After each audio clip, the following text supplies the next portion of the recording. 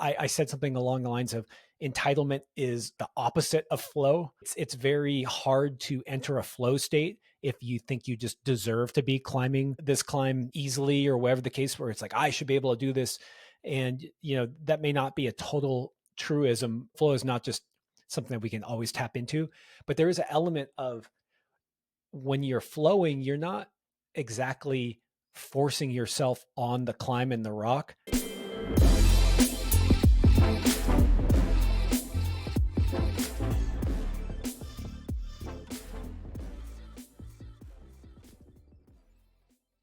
All right, Tim, my dude, how's it going, man?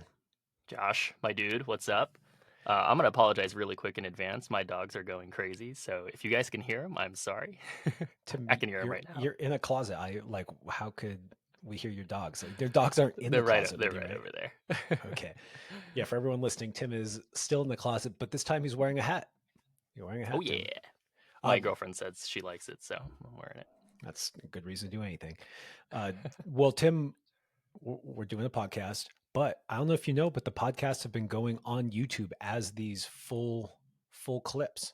Oh, I So saw that actually. yeah, I mean, we've been slowly releasing the old podcast. I think we started at episode 47. I'm just pulling that out of my head. I think it was a banger we did with Carlo. I was like, we have video for this one. That's where we're starting, Oh, nice. and now we're kind of trying to release them currently as well. So hopefully, this podcast, maybe you're watching this on YouTube right now, you can see Tim's girlfriend's favorite hat on Tim. Yeah, Oh yeah, my messy closet and my hat. I'm glad you prepared to my anti-hydral for this podcast, so I'm extra ready. It's very Was that a important. metaphor to something, or like you literally anti-hydrilled? I literally I didn't want my Oh, coffee cup to nice. slip out of my hand while we were while we were talking. I just get too excited. I mean, it's summer. I think I talked about this on a podcast not that long ago. Antihydral, man, friction. I know this. I know, but it's been helping me a lot hanging out on super small crimps, and I'm not quite as temperature sensitive as I used to be. I'm one of those people, like, I will climb at 30 degrees, like, or 30 degrees Fahrenheit. Like, you put me in Bishop, or I remember this one time in the South at Rocktown, and it was so cold that my buddy's Red Bull started to freeze after he opened it. Like that, it was like 20 degrees or That's something. crazy. I had a mega day. I was just like sticking to everything. I was like, this is perfect, you guys. And I think it's because I'm a sweaty guy, Tim. My Hmm. hands sweat. And so maybe I just should be anti-hydraling for everything, like even podcasting. So I did. So actually, my pro tip happens to be can I just go into it? Dude, you pro tip it up, Tim. My pro tip is skin tactics. So we've talked about skin tactics in the past, of course, and we've even talked about anti-hydroling. But actually, I would say anti-hydroling is like a quarter of the advice that I have for like skin farming. So I call it skin farming specifically, and to share, I don't anti-hydrol, and I'm actually for myself against it, and I have my own reasons for that. But I think it's very smart and very useful for especially people like Josh, who most of his time is climbing on crimps or like wants to go outside or wants to chase that type of condition. But there's actually the reason why I wanted to bring up my pro tip is because you said to anti-hydral to like get better grip on your coffee mug, and that's actually, I would say, the opposite place you're going to get friction is on your coffee mug type of grip. And so the other half, so a part of my pro tip is farm appropriately if you're going to crimp, because for me, instead of anti-hydroling, I just crimp a lot more and it makes my skin tougher.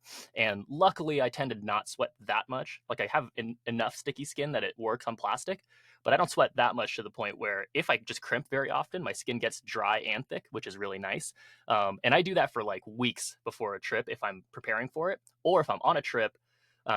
And this is more of the tip, like I didn't really go frequently to climbing areas. Like throughout the year I would just go for like 2 weeks at the end of the year one time, and I would spend the first week not projecting. Like I would usually not, maybe I'd go right away to like feel the project and get kind of more in tune with it, but I wouldn't try it right away. I would spend the first week usually like getting prepped for the skin, getting prepped for the technique and the area, but mostly skin. Actually, I think skin was almost all of the kind of like the mental side of the prep.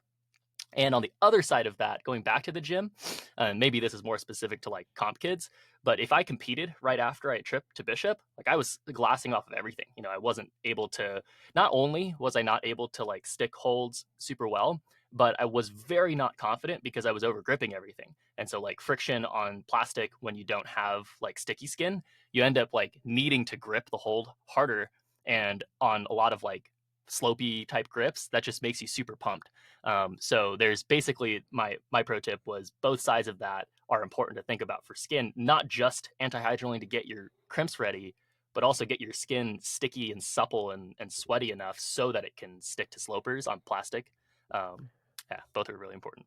I hate dealing with this stuff personally, and I feel like it's easier to add moisture to your skin to be able to stick to slopers and stuff. Like you can do some of that. I mean, you can literally like breathe on your hands or spit on your hands, or they have that rhino spit stuff that you Yeah. spray. So I don't know. I always lean towards the doing more antihydral because it just, I don't know. If I crimp a bunch, Tim, my fingertips do not get less sweaty. Like it Mhm. does not change anything. I can crimp a bunch, and I think maybe just you're building up callus, and that's just your lucky luck of the draw. Because dude, skin, people talk about like different pros have different skin. Like there's people who Oh, just have 100%. notoriously good skin, and I'm Yeah. jealous of them. And I thought, I mean, I have okay skin. I just I just am sweaty on small holds, and so it has its benefits on some of the, on certain hold types. But yeah, it's Yeah. more like know yourself, know your skin, know the conditions, and know the holds, and adjust accordingly. And don't make the mistake I did where I kind of don't adjust accordingly. Hmm. I'm just like, oh, I'll just try harder. It's like, yeah, like, but let's face it, like Yeah. On the conditions extreme matter. ends, on the extreme ends, conditions matter a ton. And so if you're someone like Josh and your skin, naturally supports the plastic type of like open grip type of skin and that never needs any work, then you don't need to work on that. But if you need to crimp, you need to work on that type of skin farming. Josh, do you like shower frequently when you're on trips or like, or are you one of those people who like avoids that? Because I know people who avoid that. It's a weird question. You don't have to answer it. I mean, when we were on that trip in Denver, did you feel like did I smell? Like, how was I doing? Well, I yeah, I didn't mean, worry about it, but it's just uh, okay, yes, I shower I'm not a crazy shower person. I feel like some people, like my wife, I hope she doesn't listen to this, but I give her crap all the time, where we can't go camping because she wants to shower every day, and I uh, am totally content to be in the desert for days, just not shower. I just don't care. And mm, so there was this thing that people did a lot back in the day, and maybe it's still a thing where people didn't want to get their hands wet. Like we'd all go to the hot yeah, tub or the exactly. hot springs, and all the climbers just have their arms up. Yeah, it's so funny. Or they're washing dishes, but they have gloves on because they don't want their hands to get wet. And what I found is that that's dumb. And here's why: if you have really dry hands, anyways, and you're in the desert, it's like a dry climate. When your skin is really dry, it doesn't heal as fast. That's why if you get a cut or a scrape, you put a band-aid on it and you put neosporin on it, right? So you want some moisture there. And then the best practice is to have that moisture and take it off, take the band-aid off, let it breathe for a little bit, and then have moisture again. And by the way, this is all tips from my mom, who's a doctor. She was like, someone asked her, like, some of my climbing friends were like, I have a big flapper. Like, what should I do? Josh's mom. And this was her advice. And so when I now am on a trip, I usually will do antihydral, be super dry, but then I will actually like go in the hot tub, like take a bath, soak my hands, because it helps you regrow the skin. Because there's this balance between having dry thick skin, but then dry thin skin is still painful. And so what you want is to accelerate healing and recovery when you're not climbing, which you can do with moisture, and then have the driest skin possible to some, not the most extreme dry firing off everything, but so that's how, Yeah. like, I kind of think about it. And then Tim, I just shower when needed, when people like you tell me to shower. Yeah, nice. No, I mean, that's why I asked if you showered because, I mean, you explained it perfectly.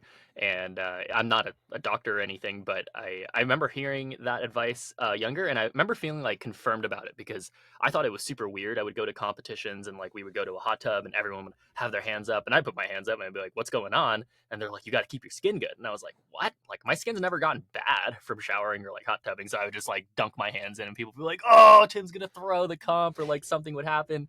Be like, dang, like these guys really believe in it. And I kind of get it. Like I do get that aspect of like, no, you got to keep the skin dry and tough feeling so that it's like always tough. But what you were just saying about it being thin, thin's like way worse. Like it Yeah. can be dry and thin, and it just like it's painful. It doesn't really work super well. So for me, like I actually sometimes will keep my hands a little bit dry on purpose, but for the most part, I just let it be. So like my practice is I just shower whenever I want to shower. Like I just keep my hands wet. I actually like doing the dishes specifically to keep my hands because it's not like I ever really go climbing after I do the dishes anyway. But if I'm gonna go climbing and then I have to do like an hour of dishes or something, that's when I'll wear gloves. Like that's when I'll be like, okay, dude, I'm not gonna soak my hands in super hot water for an hour, like, and then go climbing. Like my skin's gonna feel like I'm wearing, like soft gloves instead of skin. And so that's where I would say the advice. If you guys are still in that boat where you're like, oh no, for sure, every time I, get water near my hands, I avoid it. Like, well, you just think about it. If your skin is perfect, I would say, and like thick and dry, maybe you could keep it away from water. But for the most part, you're probably in a healing phase, and I heal way faster when my skin's moist. There you So go. shower away, Tim says shower away. I actually please. remember Nathaniel Coleman's pro tip was when he shows up at the gym. I mean, he was saying how much friction matters. And he said, when you show up at the gym, wash your hands with soap and water, like let them dry and like feel that friction. And so I now do that. I make my little protein shake, Tim, put little electrolytes in there, Nice. do my little shoulder warm up thing, and I wash my hands with soap and give it a moment while I'm dry. And I used to not do that. I used to think like, oh, I can't get my hands wet right before climbing. But shout out to Nathaniel Coleman, Olympian silver medalist. Maybe he knows what he's talking about. Dude, I'll say this too, like I started doing that as well at the gym. Maybe just because like I don't know, now I care less about my skin when I get there. Like I would usually not, for my own tip, like not wash my hands when I get to the gym, but for whatever reason, I would just like find myself doing that. And do you notice, especially in a dry climate, like it actually feels better, like not just from the soap, but the water, like getting your hands a little bit like wet, but the environment is dry. Like specifically in Vegas, probably Reno, and in Salt Lake City. Holy cow, in Salt Lake, if I like wash my hands and like was in the gym and then chalked up, I was like, wait, this is the best skin I've ever witnessed in my entire life. It's actually bad for like outdoors because I remember like after Salt Lake going outdoors a bunch of times and being like, wait, the skin's horrible. Like more dry in Salt Lake gyms than outdoor areas. Well, we just nerd out, but this stuff matters. The talking about going from good to great. There's so many uh, there's so many little things that you need to optimize to really perform the best. And there's a side of me that has always shied away from this stuff. Like I just want to try hard. But it's a mistake because then you're just always getting sucked into what you want to do, not what mastery really is and requires. And this happens all the time still for me where just a little tiny beta tweak or you put your hands in front of the fan beforehand and then the move goes really easily. And it's just about expanding that thinking from like, oh, I know what I gotta do. I just gotta try harder and you gotta want it more. And as we've talked about before in the past, that's like of course you need to try hard and want it.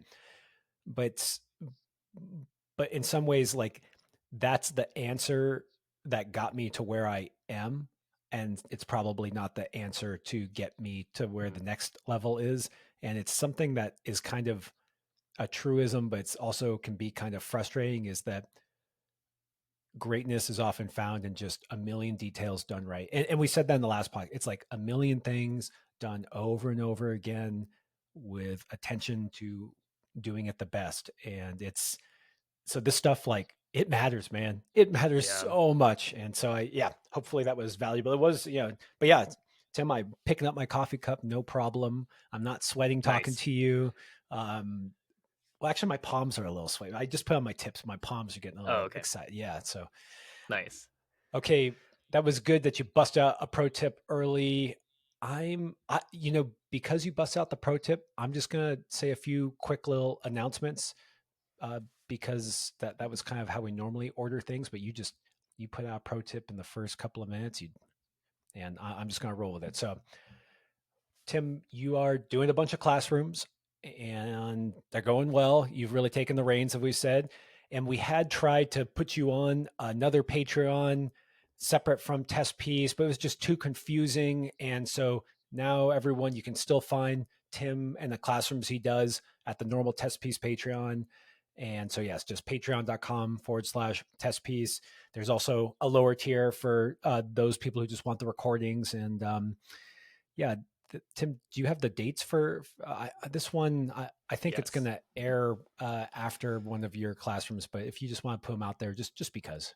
Yeah. So the first classroom will be in 2 days from now, so on the 14th, this Friday, and the second one will be on the 22nd. They're both going to be in the evening. I know we had mentioned, and I tried to have an earlier one on a weekend, but almost nobody showed up. I mean, I don't know who would. I guess I should have expected people to not show up at noon on a Saturday. Probably doing better things, but we're gonna keep both in the evening until I get further requests to do more. Um, but yeah, so we're gonna do Saturday the 22nd at 7 p.m. PST. And so if you guys want to join, hop in that $25 Patreon tier, give me some love and support. And I guess it doesn't mean that much coming from me, but it's a really good deal. Like just having, $25 for a month and having access to two 1 hour sessions that you are totally interacting with me the whole time. Maybe your question is, maybe you don't have too many questions answered. And I mean, maybe you could. A lot of people don't actually come with questions. When Josh and I were doing these, we would like pull questions out of people like while we were in the classroom. So if you guys have a bunch of questions you guys want, then you guys could even just join, one time and like hop in one time and ask your questions and then leave. I don't mind that whatsoever. It'd be a great environment anyway to do that.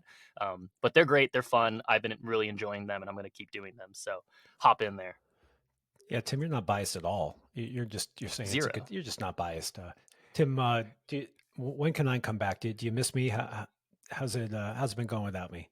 You're always welcome to come back. I actually remember the first one saying it was weird to like not have Josh right away, but I do like having the direction, myself. So don't take that away from me. Oh, all right. I'll make it to one within the next couple of weeks. But I know Nice. I've been watching the recordings and you're doing a great job. So everyone, checked him out. And if you're a Patreon member of Tim's classroom or the lower tier, there's just more and more content coming out because of these classrooms. Just hours and hours of these. Now that you're doing more of them, and Tim, t-shirts. I've made t-shirts. I know I've teased this a few times. The t-shirts are out. If you watch the Tension video me and Tim did, the collaboration with Tension, you saw a V1 version of that t-shirt. There's a V2 one coming out as well. And yeah, I'm gonna put. Hopefully, when this comes out, I'll have a store up with the t-shirts for sale.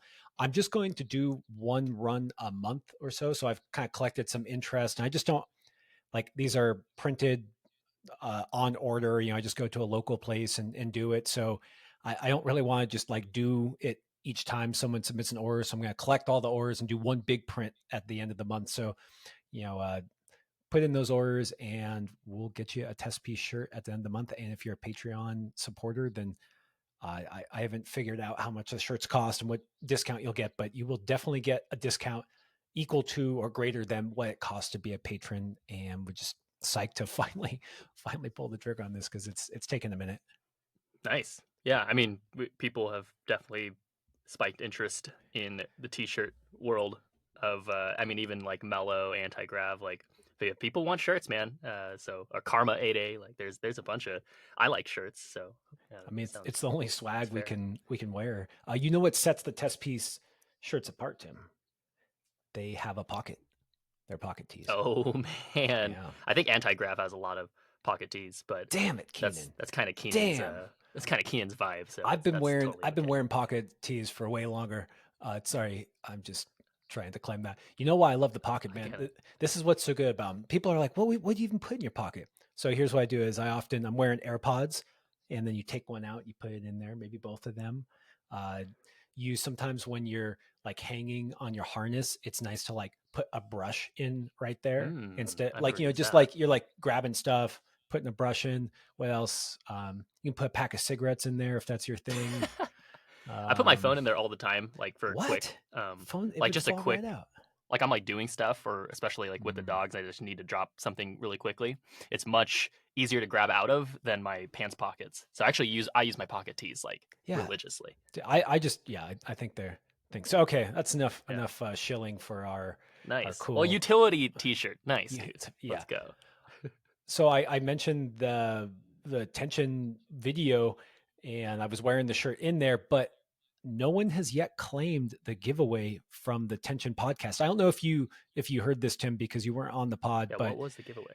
so the giveaway, I set two climbs. There is Oh, a test piece on the spray wall. There's a test piece on the mirror, and they're very cleverly named test piece spray and test piece mirror. And I might have made them a little hard. Not gonna lie, they came in at about V9, but they just spoke to me when I was making them. Sometimes when you make, there's kind of different ways to make climbs. You go, oh, I need to hit this grade, or you're just kind of looking around, grabbing holds, and you're like, oh, this hold's sick. Like, what could I do off of this hold? So they both came out at about V9, and whoever climbs them first, whoever climbs any one of them. So there's actually three climbs there. There's two of the mirrored layout because they're mirrored. And then there's one on the spray wall. And if you climb it and upload some uncut footage, has to be uncut because that's the way climbing works, and post it on Instagram and tag test piece climbing and tension climbing, then you win a t-shirt. And not just that, you win a tension training tool. And I showed you some of those ooh, pictures. They made a tension block with the test piece logo and the tension logo on there, and it's sick, dude. no, It's sick, Tim. no I way, was like, didn't I send you a picture of that? Dude. no. Okay, I'll send it to you. It's really really cool. So go out there, get those FAs, get those prizes, and then the other one is that because those were so hard, and I'm just yeah, I kind of blew it on making them a little hard. There's also more of a raffle style for people who climb any classic.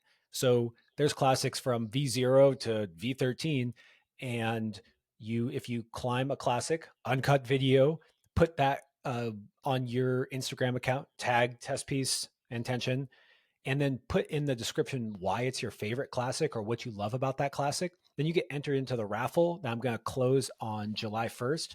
And I'll pull a name out of a hat, and then you too can win those sweet prizes, even if V9 is a little bit out of your grade range today.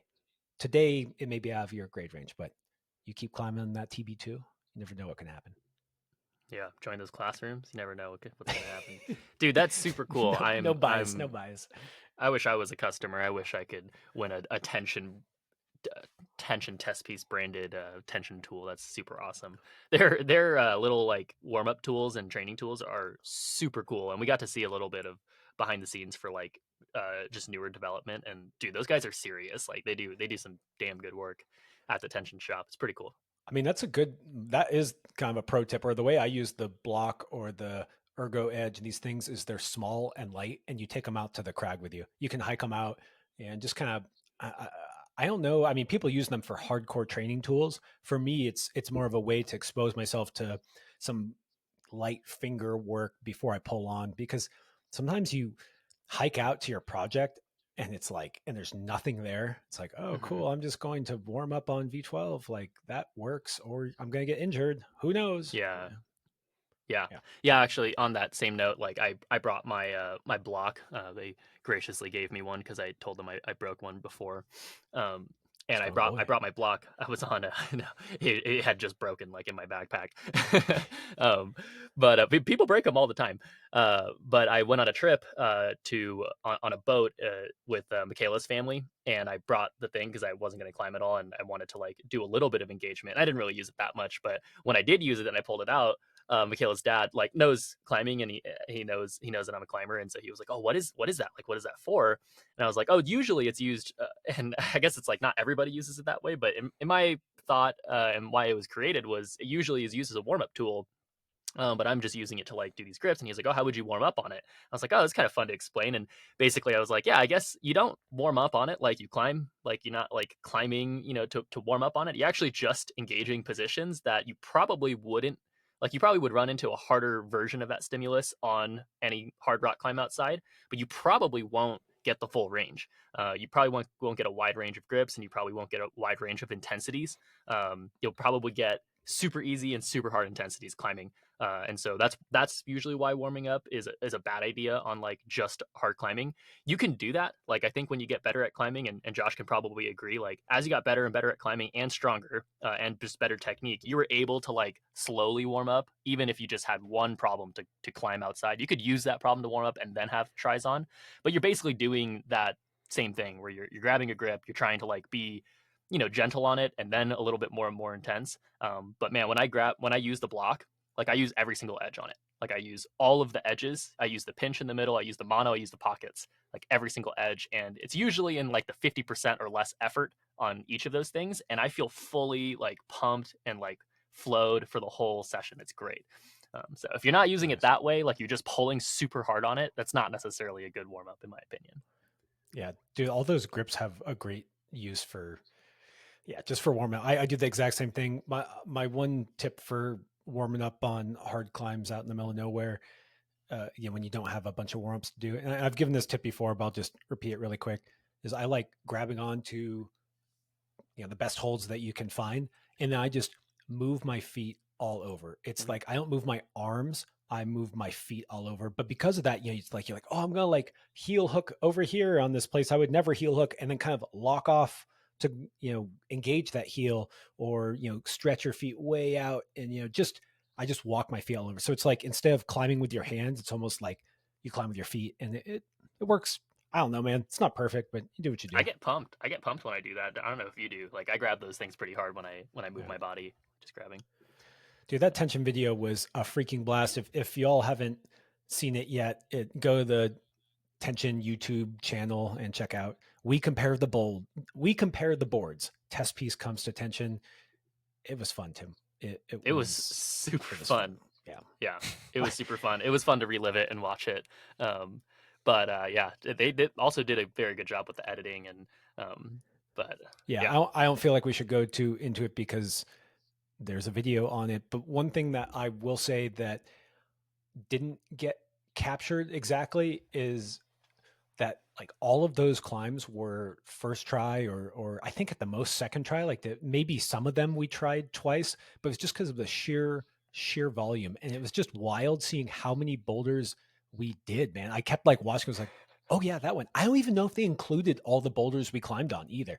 There was mm, a lot, dude. That was a mega session, and I think there's something to that. Like there's something really fun about just getting to do a ton of new boulders, like a ton. yeah. And yeah, I feel like just that recognition that was just like a volume day was not really called out, because I feel like that's not a normal day for for people at Cloud. Like you should not do Yeah, like 12, 15 pretty damn hard boulders all in a row. that's so funny because like I agree in hindsight and like looking at it, but just to share, like that for me was like a pretty, like it was a hard day for me to like remember doing, because I remember telling Josh, like showed up pretty wrecked, because I had like a harder than I wanted session at bouldering project in Salt Lake before that. And I remember like being insecure about it actually. So I had the opposite response watching the video. I was like, oh dang, I could have done way more. I could have tried that one like harder, or could have tried better on that first try, or something. And I think I'm just like that when I watch myself. Um, but just to share, like that's what the highest level climbers do. Like if you watch like Zach Gala board session or something, the that video is like his warm up, and then he does like twice as much of that on twice as hard for a session. And like Nate Williams does that, like Xander does that. Um, and I was definitely used to be able to do that. And to be fair, my read on Josh was that he was in much better shape than I was for that video, and I think he could have handled a lot more. But I think we both knew that the day was going to be like, I don't know how many hours we were there, but like it was definitely a lot of climbing. And so I think it's just smart too. Like and that's also just a good tip for most people in general. Like if you're going to have a session on, like for us, that's a relatively new board and we don't really get to climb on it that much, or not maybe nowadays that we do. But for them, for that day, like it was one of our first times for both of us climbing on the board. And anytime I go to like a new gym or like a new crag or something, even if I get psyched on the first climb and I know that I can do it second or third try, I usually would just give myself one more try and just be like, dude, like that's it. Like either you do it or you don't, and you move on. And because of that, we don't get sucked into the same problem. So I think it was just good practice for both of us, but also realizing that we were going to have to do like 20 other problems and jump back and forth. But I was getting worked that day. Yeah, you're right that that volume wasn't it was a lot for me. I'm not used to it Dude, it anymore. was a lot for me that day. Yeah.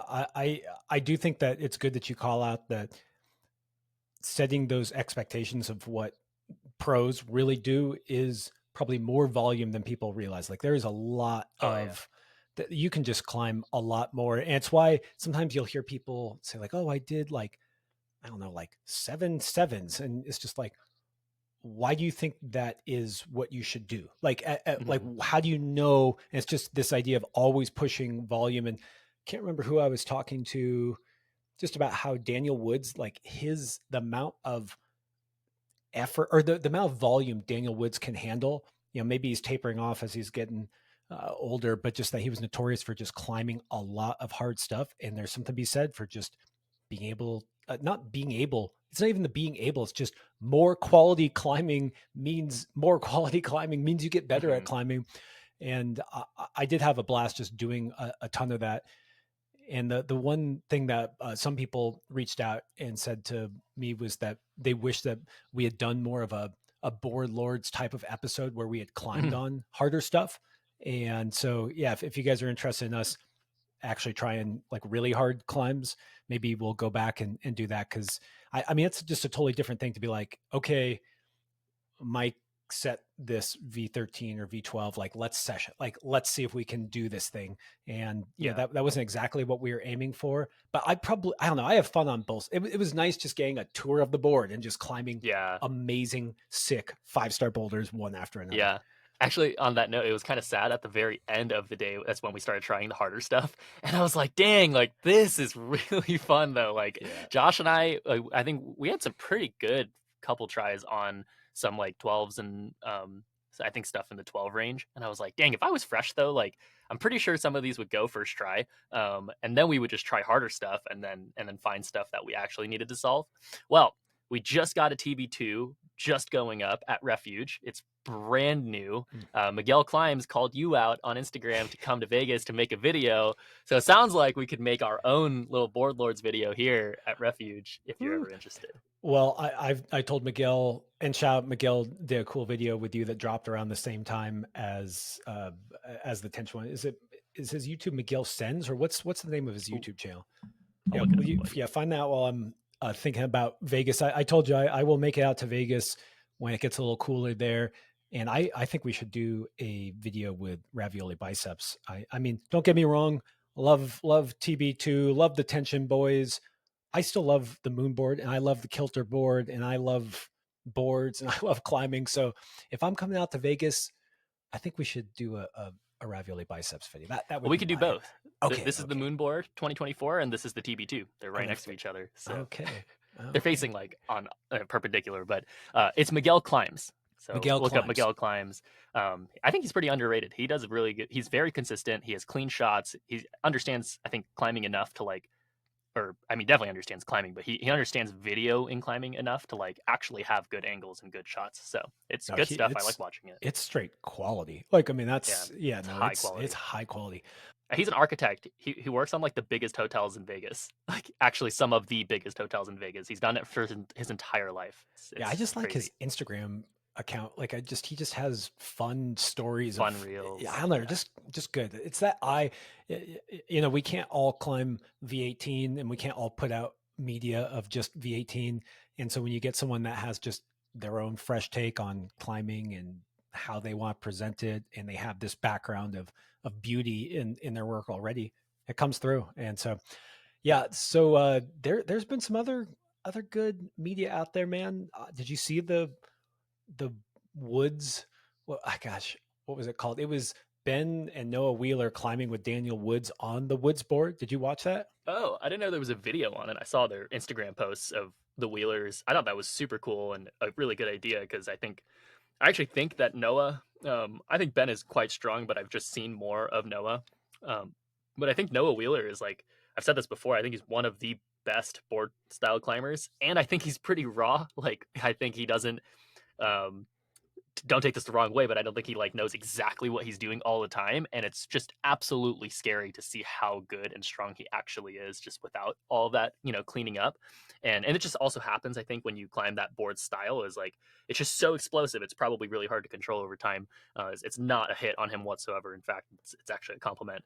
But Yeah, I'm gonna watch that. That sounds really fun. it's cool, man. It's really cool. And talk about explosive and board style. When you see him compared to Daniel Woods, it's very different. It's very, very different. Oh, And his really? brother Ben also climbs differently. I don't know. I don't.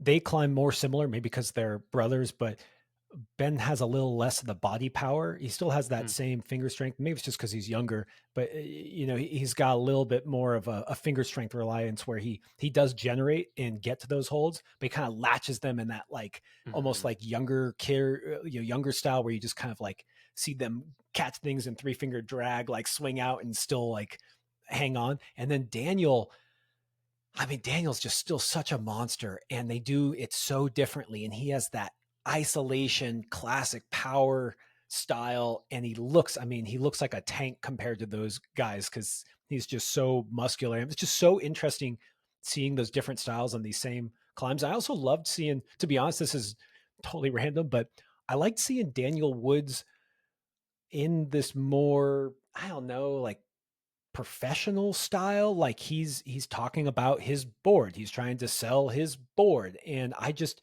enjoyed seeing that side of him where I thought it was another side of Daniel that we don't typically see, and it's kind of showing him maturing as a as a classic professional that's been doing it for so long. It's like, hey, this is me, this is my board, check it out, isn't it cool? And maybe you guys should get one too. Yeah. Oh, that's super cool. I wish I watched it to have a better opinion about it, but I agree. I think Daniel doesn't always come out in that, more professional setup conversation. And I love the guy. Like when I've met him or talked to him or hung out with him, he's always been, people I think for whatever reason people have like a preset, notion of like who the guy is. And I always have to correct people and just be like, actually, he's one of the nicest, most supportive climbers I've ever hung out with. And like maybe he comes off like posting wine all the time or like kind of goofy, but like he is super serious and works hard. And yeah, if you ever get to climb with Daniel and like you think you're fit, you think you're strong, you think you have good tension or like grip strength or whatever, like he's like the guy you want to climb with to just check yourself and be like, oh, I see what happens when you like are the strongest in this way for like 2 decades straight. And it just goes, yeah, I think I want to watch that video and form those opinions for myself. But a lot of my guess is that he's just climbed so much hard rock climbing. And like, I think naturally when he was younger, he probably was more like the Wheelers and like had more of that kind of latch style, like maybe relied on that a little bit more. Like, I just remember like El Corazon, like he was so good at just Yeah. like jumping and grabbing a hold. And not to say he wasn't so good at the tension, but I realized watching more of his training, like as he got older, he kept his feet on like so much more. And like he started to develop like not just the isolation strength for like his upper body, but his isolation strength for his lower body is still, I think, to this day, like kind of unmatched. And so It's if you don't know really what I'm talking about, like the claw, like his toes, when you watch his feet work, it's like holy cow, he like grabs these holds like he's grabbing them with his hands, with his feet. It's crazy. Yeah, I love that you called that out because typically we think of Daniel as being this powerhouse in the shoulders and just locking things to his waist and just being kind of still in the torso, right? Like it's just this kind of, Hmm. I don't know, like he just is rock solid. But the underrated part of Daniel is his ability to clamp feet too, just squeeze feet Hmm. and keep them on.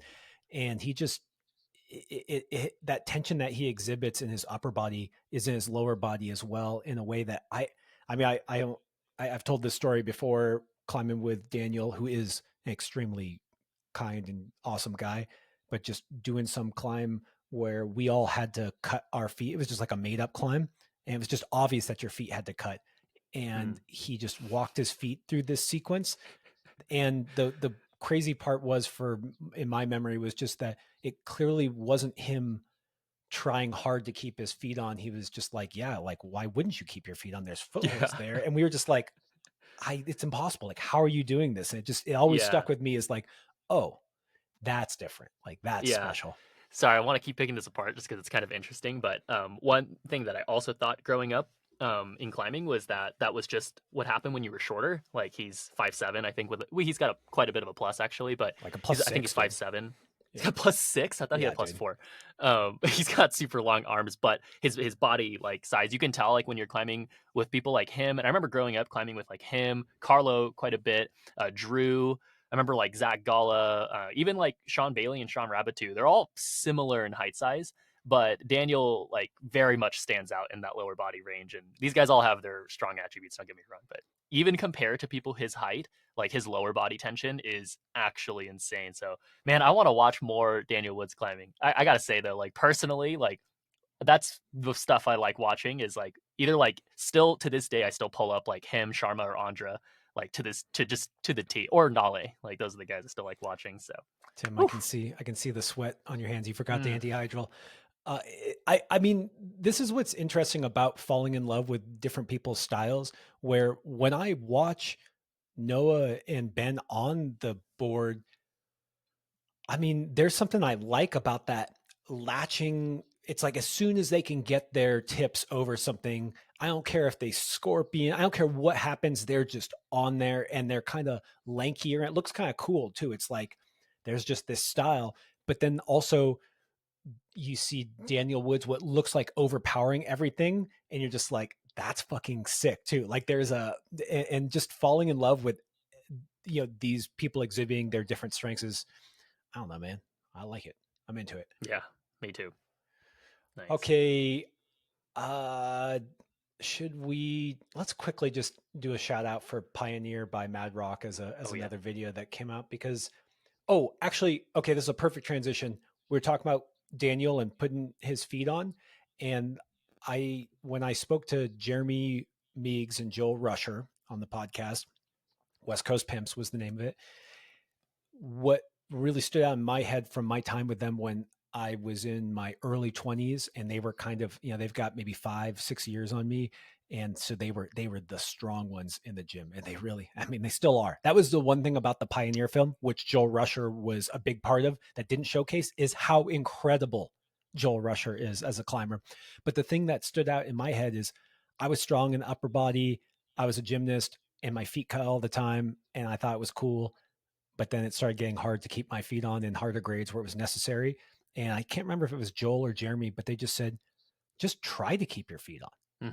And like, it's like, if you want to keep your feet on like Daniel, like, just like we're talking about what Daniel does, and almost looks like it's sometimes the wrong beta in some ways, but works for him, is to really try, like, just like you're trying with your fingers, like it's hard to explain the mechanics, but you're on a slopey foot on a roof, like, keep that foot on, man, like, push through it, figure out that body tension. And yeah, I don't know, just that was something I wanted to connect Daniel to, the Pioneer film that Joel Rusher was a big part of.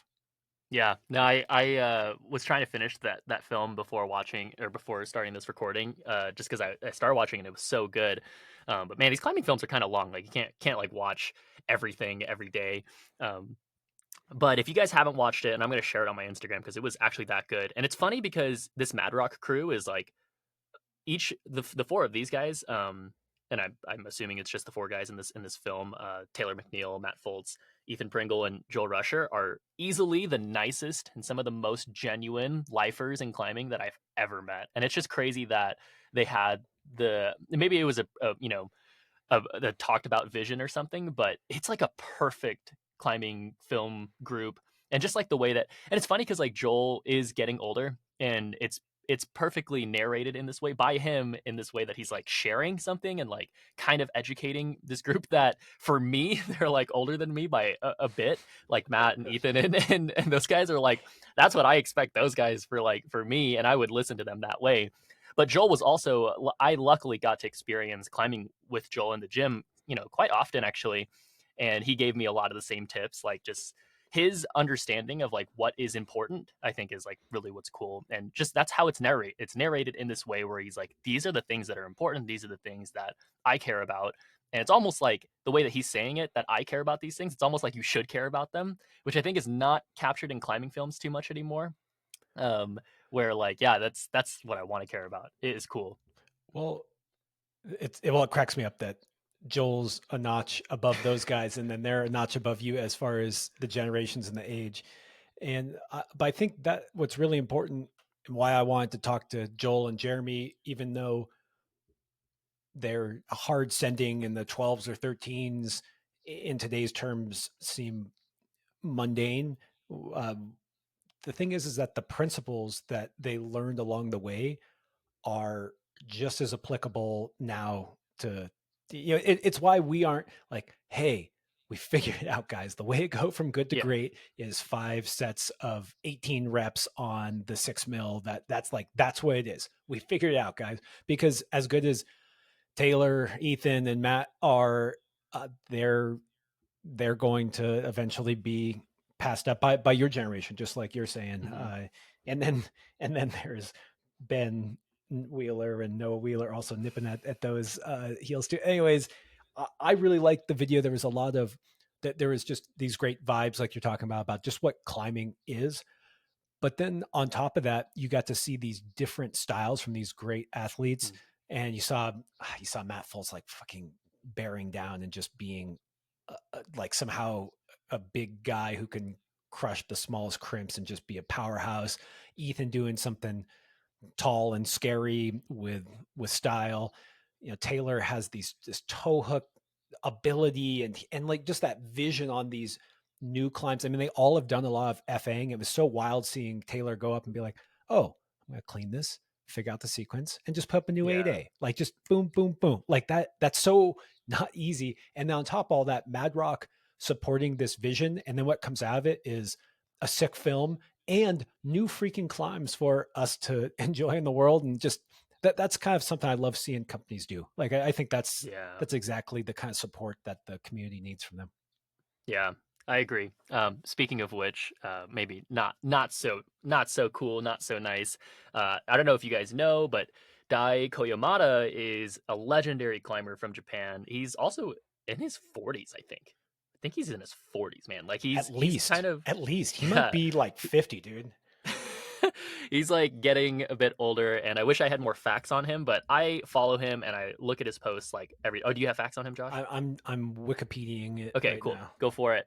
But he's a legend, man. Like I remember for the last like I don't know how many years, like probably a decade, I've been following him on Instagram, and it's just like it's very casual, but he posts almost like it's seemingly weekly, like a new V13, V14 or harder. And for a while, he just like puts up or tries like V15 on the regular. And his training is super fun to watch. Like he's on the boards all the time. He's doing really creative like campus routines and like jumping to crimps, like really cool core drills, like stuff that's maybe not what you would find on a lattice program or anything. Not to hit on lattice too hard or anything, but like stuff that actually for him works. Like he's proving it. He's doing the climbing. He's posting about it regularly. He's doing the training. He's posting about that stuff regularly. And then the other day, like I think yesterday, I go on Instagram and he posts that he called it fired by his Evolve guy. And I was like, oh, that means he got dropped. And I really don't want this to turn into like, oh, Evolve sucks. Like I'm throwing shade on Evolve. It's not what it is. Whatever, because we've talked about this a lot. Like brands have their own reasons to support people or to not support them. But, a truth that came out in a post that he wrote today about, he was kind of talking about, he wrote a second post saying, like, I didn't expect to receive so much encouragement and so much support from the community, and like so much response. And I was like, dude, I didn't even write anything, but I wanted to so badly. It's just like he got hundreds of comments on both posts. And him just saying that, like, for him, it does matter a lot. For him, like, this stuff means a ton to like be represented by a brand, and for him to represent a brand. He actually said that it meant a lot. It was a substantial amount of money for him to be able to go and do these things if he's not getting that. He said people literally gave him personal offers to support him, which is pretty cool, or at Wow. least that's the understanding that I had. And for me, I just wanted to make a statement, and we've said this before, but for me, it matters a ton. Like I put a ton of expectation on brands because this is what it means for athletes. And so even though there's not always a, and that's what business is, there's not always a clear transaction behind the scenes. One thing that we have to learn and understand is the livelihood that these people have for these things. And if you guys don't know Dai, go follow him. He's still gonna, I'm sure, gonna be doing this stuff, and he said that he's still gonna continue his climbing stuff. But it can have a severe impact on someone who's like in their 40s or 50s, right? Like that's crazy. Yeah, he's 47. 47. Dude. Still climbing V15.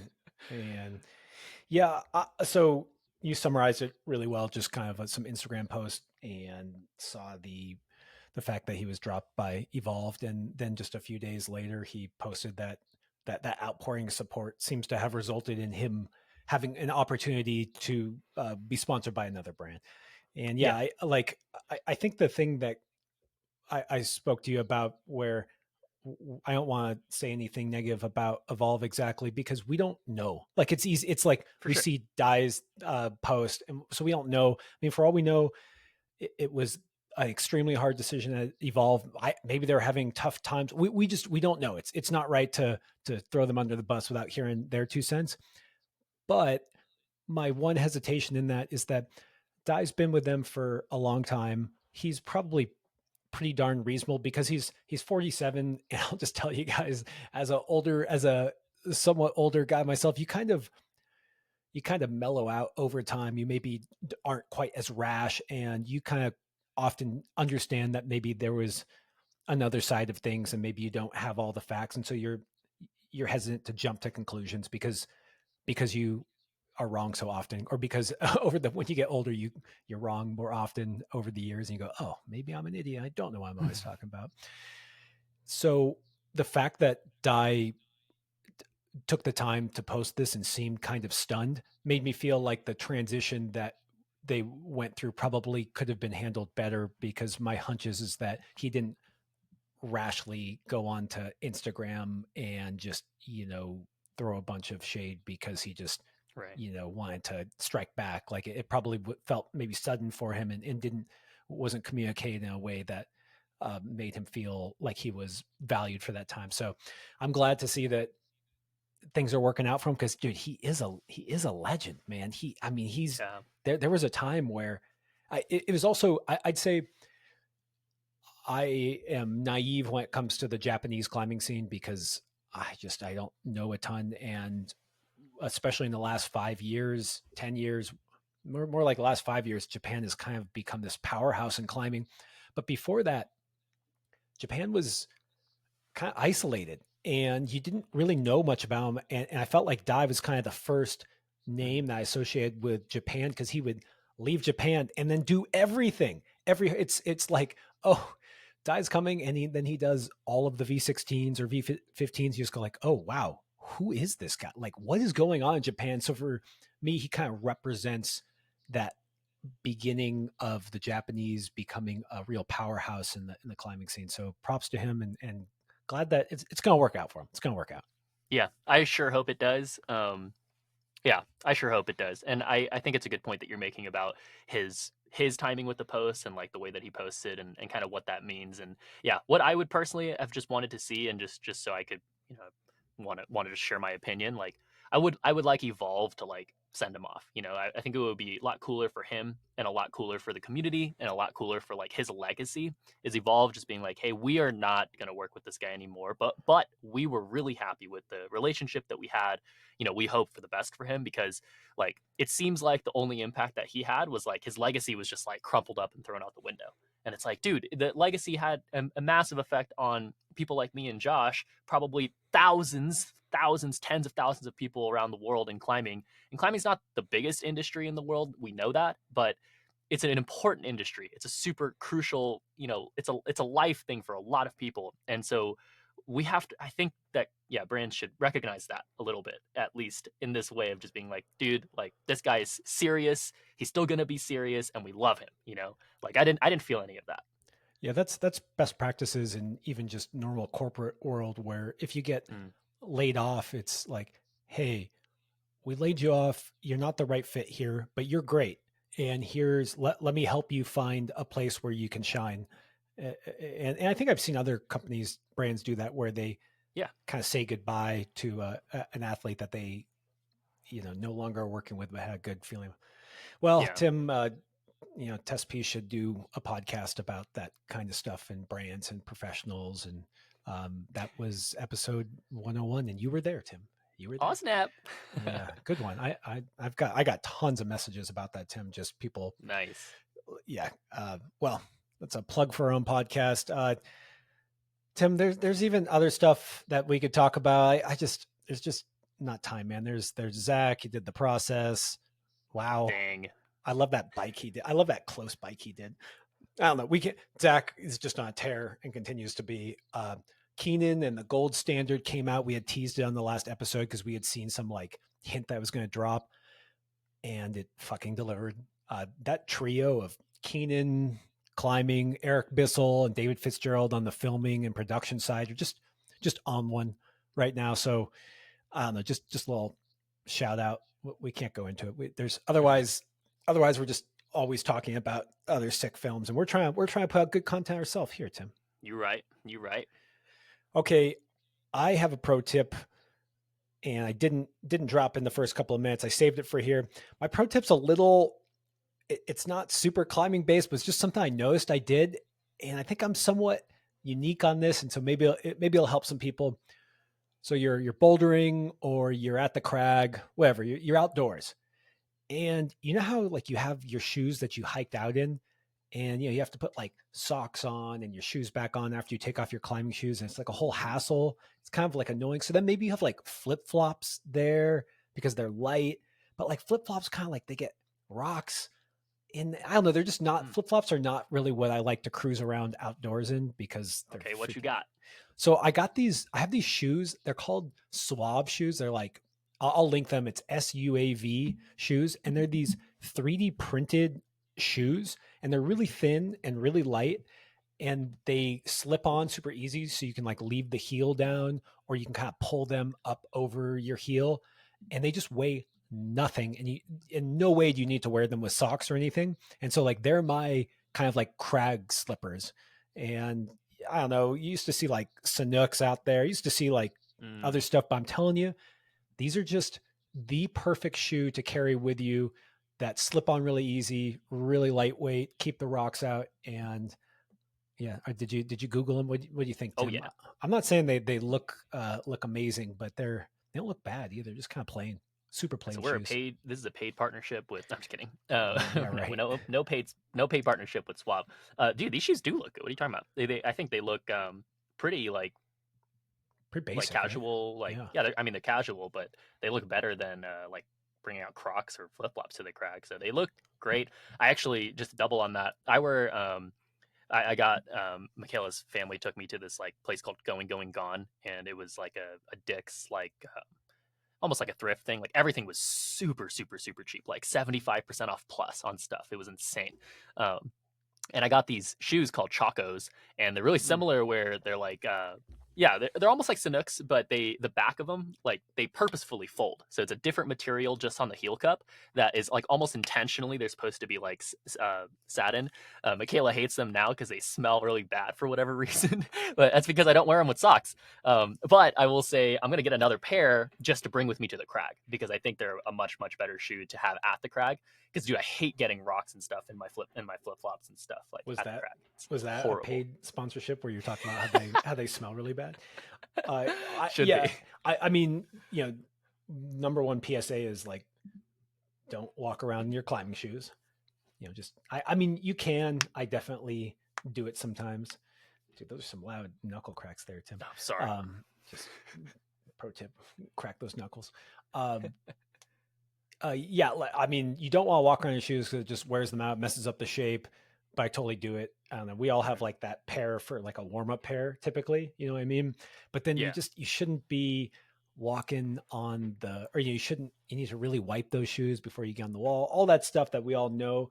But then it's like, but what do you do? I want to put my freaking like socks and shoes back on. Like Mhm. that's a hassle. And so just having something super easy to slip on really makes it better, especially if it's like muddy and snowy, which, you know, in the winter. Mm.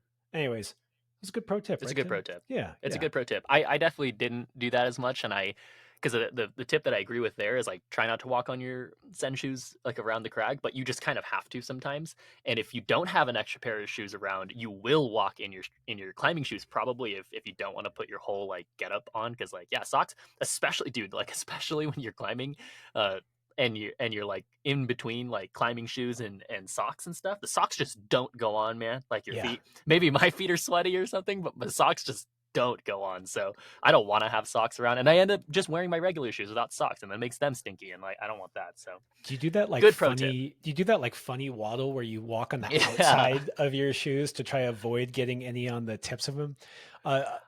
Yeah, another thing that people, this is kind of a older school tip where if you're gonna like walk up to the climb and start, like typically now we have enough pads or those kind of little like half carpet pads to wipe your feet on. But pads used to be harder to come by and smaller, just like usually we only had a few pads.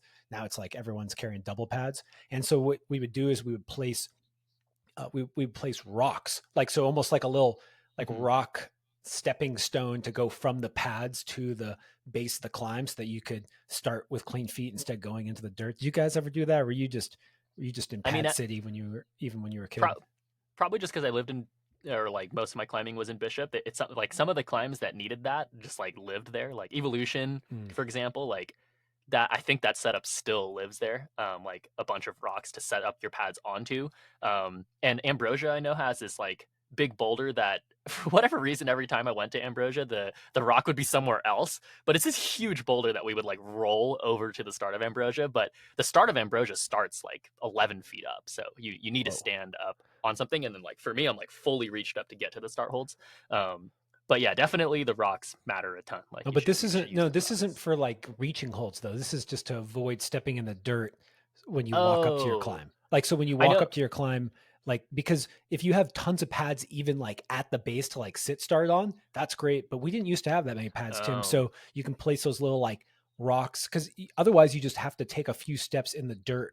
And it's like, okay, now you sit down and wipe off, but kind of doesn't work as well as having yeah. one flat rock to stand on. Okay. So I never did the rock, and I never stepped in the dirt either with my shoes. I would just like waddle on my hands, on my palms, and my ass, and I would just like keep my feet like if I didn't have a pad on the base, I would just like waddle. But that's maybe the pro tip is avoid getting your shoes in the dirt, Don't do the because waddle. That's just funny. Okay, okay, good stuff. Let's move on to, well, really quick, super quick, just reminder of those announcements. Tim, Tim classrooms are going on. You announced a couple. It was on the 14th and the 22nd. Is that correct? yes, Okay, what time were those at again, Tim? 7 p.m. PST. 7 p.m. PST. Okay. Hit up Tim, get in those classrooms. He's not biased, but they're an incredible deal per Tim. They're really fun. And don't miss that giveaway that I went into detail in the beginning. It's a way you can get a Testpiece shirt and a cool tension training tool with the Testpiece logo on there. And all you have to do is climb sweet, sweet TB2 climb. So what could be better than that? Great. And yeah, topic of the day, Tim. This one is a bit of an outgrowth from our last episode. And I kind of like doing this, Tim, because I feel like whenever we are talking about a topic, we go through one thing and then it opens up like eight new questions or different branches that we could have gone down, but there's never enough time. And the last one, which I thought was an absolute banger personally, I thought we did a really good job at kind of focusing in on that North Star or what it takes to really become one of the great climbers. And it's a lot about focusing on the climbing itself, doing it well, the simple thing that you do it over and over again. And so I encourage people to go back and listen to that one if you hadn't. But during it, it gave rise to this concept of buffer. And buffer room, having a buffer room is basically excess strength so that if you are trying to do a move and you're not really doing it with the best technique possible and thus lowering the physical requirements to as low as possible, well, maybe it's okay because you are strong as heck. If I don't do a V0 move perfectly, I'm still going to do the move because I have a buffer of strength in which to fail to do the climb perfectly and still succeed on the move itself. So great. Okay, buffer. The problem we pointed out is that a lot of people kind of get sucked into giving themselves more buffer room rather than improving the fundamental skill in itself. And we went into that more. But then as we talked more about one of the kind of sinister things that can crop up when you do training, because we're not saying don't train, and we'll try to get into that later. That's always a good preface though. There's nothing wrong with training. Training is great. Having buffer room is great because we're never perfect, but we're always aiming at that. But something that we have to guard against as we train and get more and more buffer room is we often get this sense of entitlement. And what I mean by that is that you see your numbers go up on the hangboard, you see your numbers go up on the pull up bar, or just whatever it is. You say, oh, I'm strong now, and I must be strong enough to climb X. Or I've climbed Y, and so I can definitely climb Z. But the climb doesn't really care how strong you are. And entitlement is probably the worst state of mind you can have when you go up to climb at your best. It's just going to inevitably lead to disappointment in the long run. And I mean, I thought this was fascinating, and it's something I deal with often. But I thought it was even more fascinating when talking with you, Tim, because it sounded like this is something you run into with a lot of your clients and really high level clients, maybe even especially really high level clients. And so I wanted to dig into this a little bit about how to guard against it, the maybe first the issues with having entitlement and why it's such a dangerous mindset to be in, and then ways to go about kind of avoiding it so that we're focusing on the right thing. Yeah. That was a really good way of explaining, I guess, like what we were actually talking about. And I don't exactly know why, exactly when or how this came up in our conversation, Josh, but I remember specifically mentioning like the clients that I work with, and I basically said that nowadays, and like especially during like the moments before performance, or like if we're talking about performance with athletes, or specifically in a case, and I'm not going to use his name, not because he probably says he doesn't want to. I'm just it's not relevant. Um, a guy that I coach, basically, like we went into a lot of his performances, a lot of his past performances, and this is a consistent conversation of mine with like any athlete, and it's a consistent conversation with me and other coaches that I work with if I'm asking a coach like to go into my performances. And what we end up generalizing is through a lot of experiences, we notice an entitlement. Like we notice a training entitlement. Like, okay, so we understand the buffer. We understand like as high level athletes, and this is a good caveat to say, like at a very high level in athletics, like of course these people, myself included, like we work really really hard, right? Like we work hard in the technical sense and like develop skills. We're good at that. Like we can go and climb on rocks and prove that. We can climb in the gym and like send, we can be successful, right? But then you also work on the physical side of like having extra, because like when it goes to the comps and you have one try and you're on the route, like you want to be able to have some room to like make and correct choices. But then, like, why does it happen where you go out to a performance and you're like, oh, like everything kind of floods you at once? And this is kind of what this client of mine was saying, where he's like, I usually black out on the first problem. Like I usually go out there and like I have intentions, and I've done my meditation, I'm warm, I'm ready, I've done my performance prep, like I've done all that stuff. But then I go out and I like can't really focus. Like I think I know what I'm supposed to do, and then it's like after the 4 minutes, and this is a consistent conversation I have with a lot of athletes, a lot of competitive athletes, is like I'll do a couple of tries and then I'll like start to reflect on what I was supposed to do. It's like, oh, you see, like if we go out climbing outside together and just try a random problem, like that's probably the first thing that we do, right? Because there's no pressure, because there's no like so basically what happens in my conversations with these clients is after I go through their experiences and understand what's happening, I usually end up just accusing them of entitlement. Like I accuse them of training entitlement. Like, oh, but do you realize that you've trained so hard to the point where you're proud of your training, to the point where that training becomes a justification to doing things, to getting things done, and for making things feel easy. And that's the kind of entitlement that we're talking about. Is why is that a correlation? Like, why is that? So you work really hard, you're saying you have these strengths, you look at a challenge in front of you, whether it's in a competitive sense or whether you go outside and try a new climb or something. You're trying to on-site something, or you're on your project after an entire season of training, you haven't tried your project in a year, you come back and you're like, oh, I have tons more endurance. But that doesn't solve the problem in front of you, right? It doesn't also it doesn't make you ready to encounter difficulty, right? Those are two emotional things that people run into in performance that I think get in the way of your ability to solve, or your ability to actually focus on anything other than just like, doing things intuitively. And the problem with doing things intuitively without that guidance, without that, like, oh, I'm supposed to do this and then go into doing things intuitively, you force it, right? So that's what I see constantly. Is you can even watch a lot of competitive athletes and you can see the ones that are a little bit different, like the ones that are totally in the moment, raw, and like trying really hard and doing things, but things are also intuitive.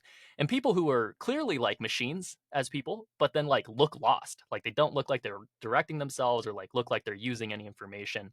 And so that's where the conversation came from.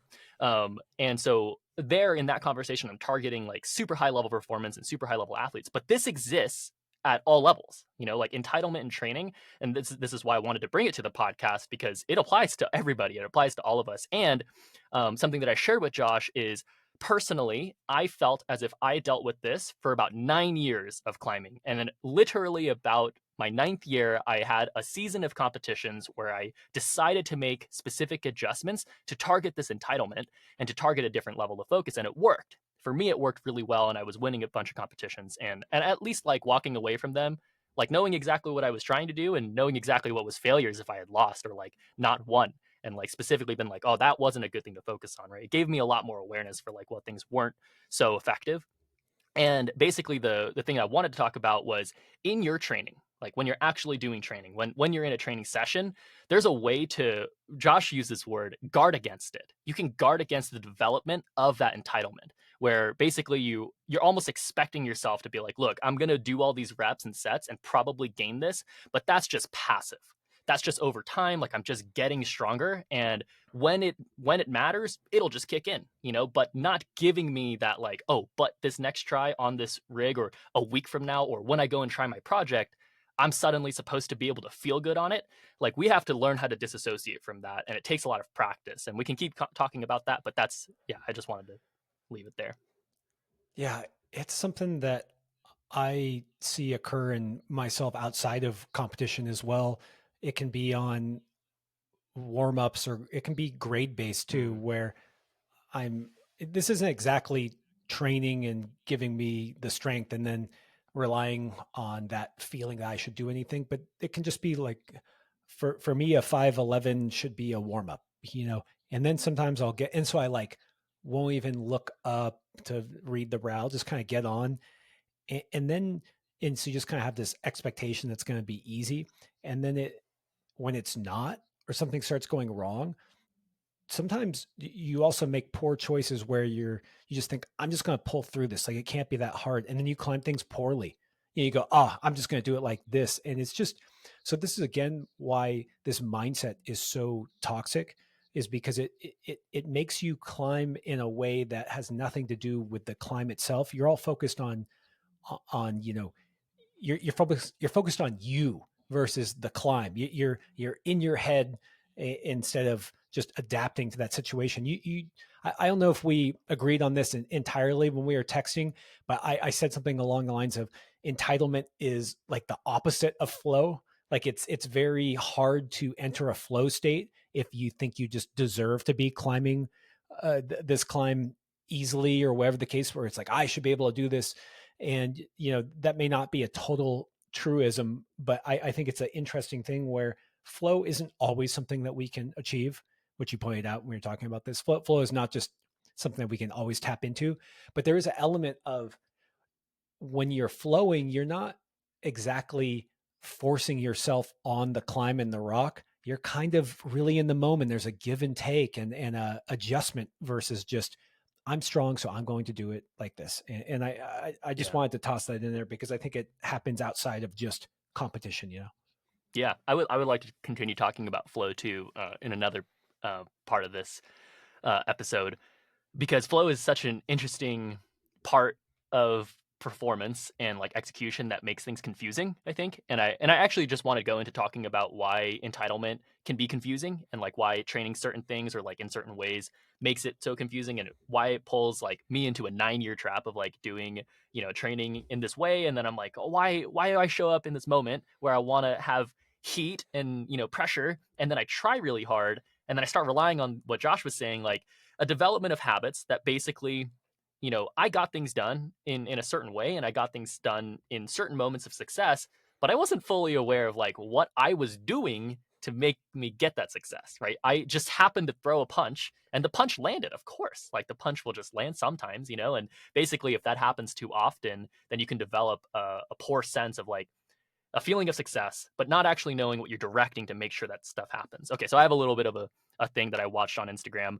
where I saw this chick like doing a backflip, and she was a gymnast or cheerleader or something, and she was basically explaining a backflip, and I was like, oh, I've never done a backflip, I've never tried, and I've always been scared to do one, but I thought it was really interesting where now that I watched her explain it, I was like, oh, if I went to go and try it, now I feel much more confident like relying in what she was saying. So what she was basically explaining, she showed a video of someone like failing a backflip horribly, but then she was like, what you want to do when you backflip is basically like you want to jump up, and you basically just want to throw your hips straight over your head. And she showed it, and I was like, whoa, like that makes so much sense. And so this kind of correlates a lot to a lot of the episodes that we've had on the Testpiece podcast, where what I try to, get climbers in general to do in coaching, but also in this podcast, is break down things to a place that you can digest it and understand it. So, observe your climb, observe your tries, like observe the challenge, observe the difficulty, observe why you are failing and what you're supposed to direct, cue it, like teach yourself how to cue things consistently with aggression and belief, and then constantly practice that thing, right? And so for example, if you're, rocking over a foot and you're driving really hard dynamically to a movement, the thing that gets you that move is the pushing and pulling. The thing that's contacting the wall is your hand and your foot. And so if you're not actually thinking about the foot and the hand, both of them, at how much you're supposed to use them, you're not really directing yourself to do anything, right? Going all the way to entitlement, especially in a performance moment, if you're not thinking about that specific thing, it doesn't matter if it's at a finals, it doesn't matter if it's in, your gym or anything, or in your home woody, like you still have to think about the same things, right? And it just so happens that in those higher level moments, after some training, after some thought, if you develop poorly, you don't rely on those things, you rely on the entitlement, you rely on like what has felt successful in the past, and then you're disrupted with flow. And so, Josh saying that maybe we didn't agree on this, I agree in some way. What I see there though is that with entitlement, you don't go through the process that grants you flow. So if you really want flow in moments of performance, if you really want flow in, in a comp boulder, you're like, this is my last try, I've got a minute left on finals boulder number 4.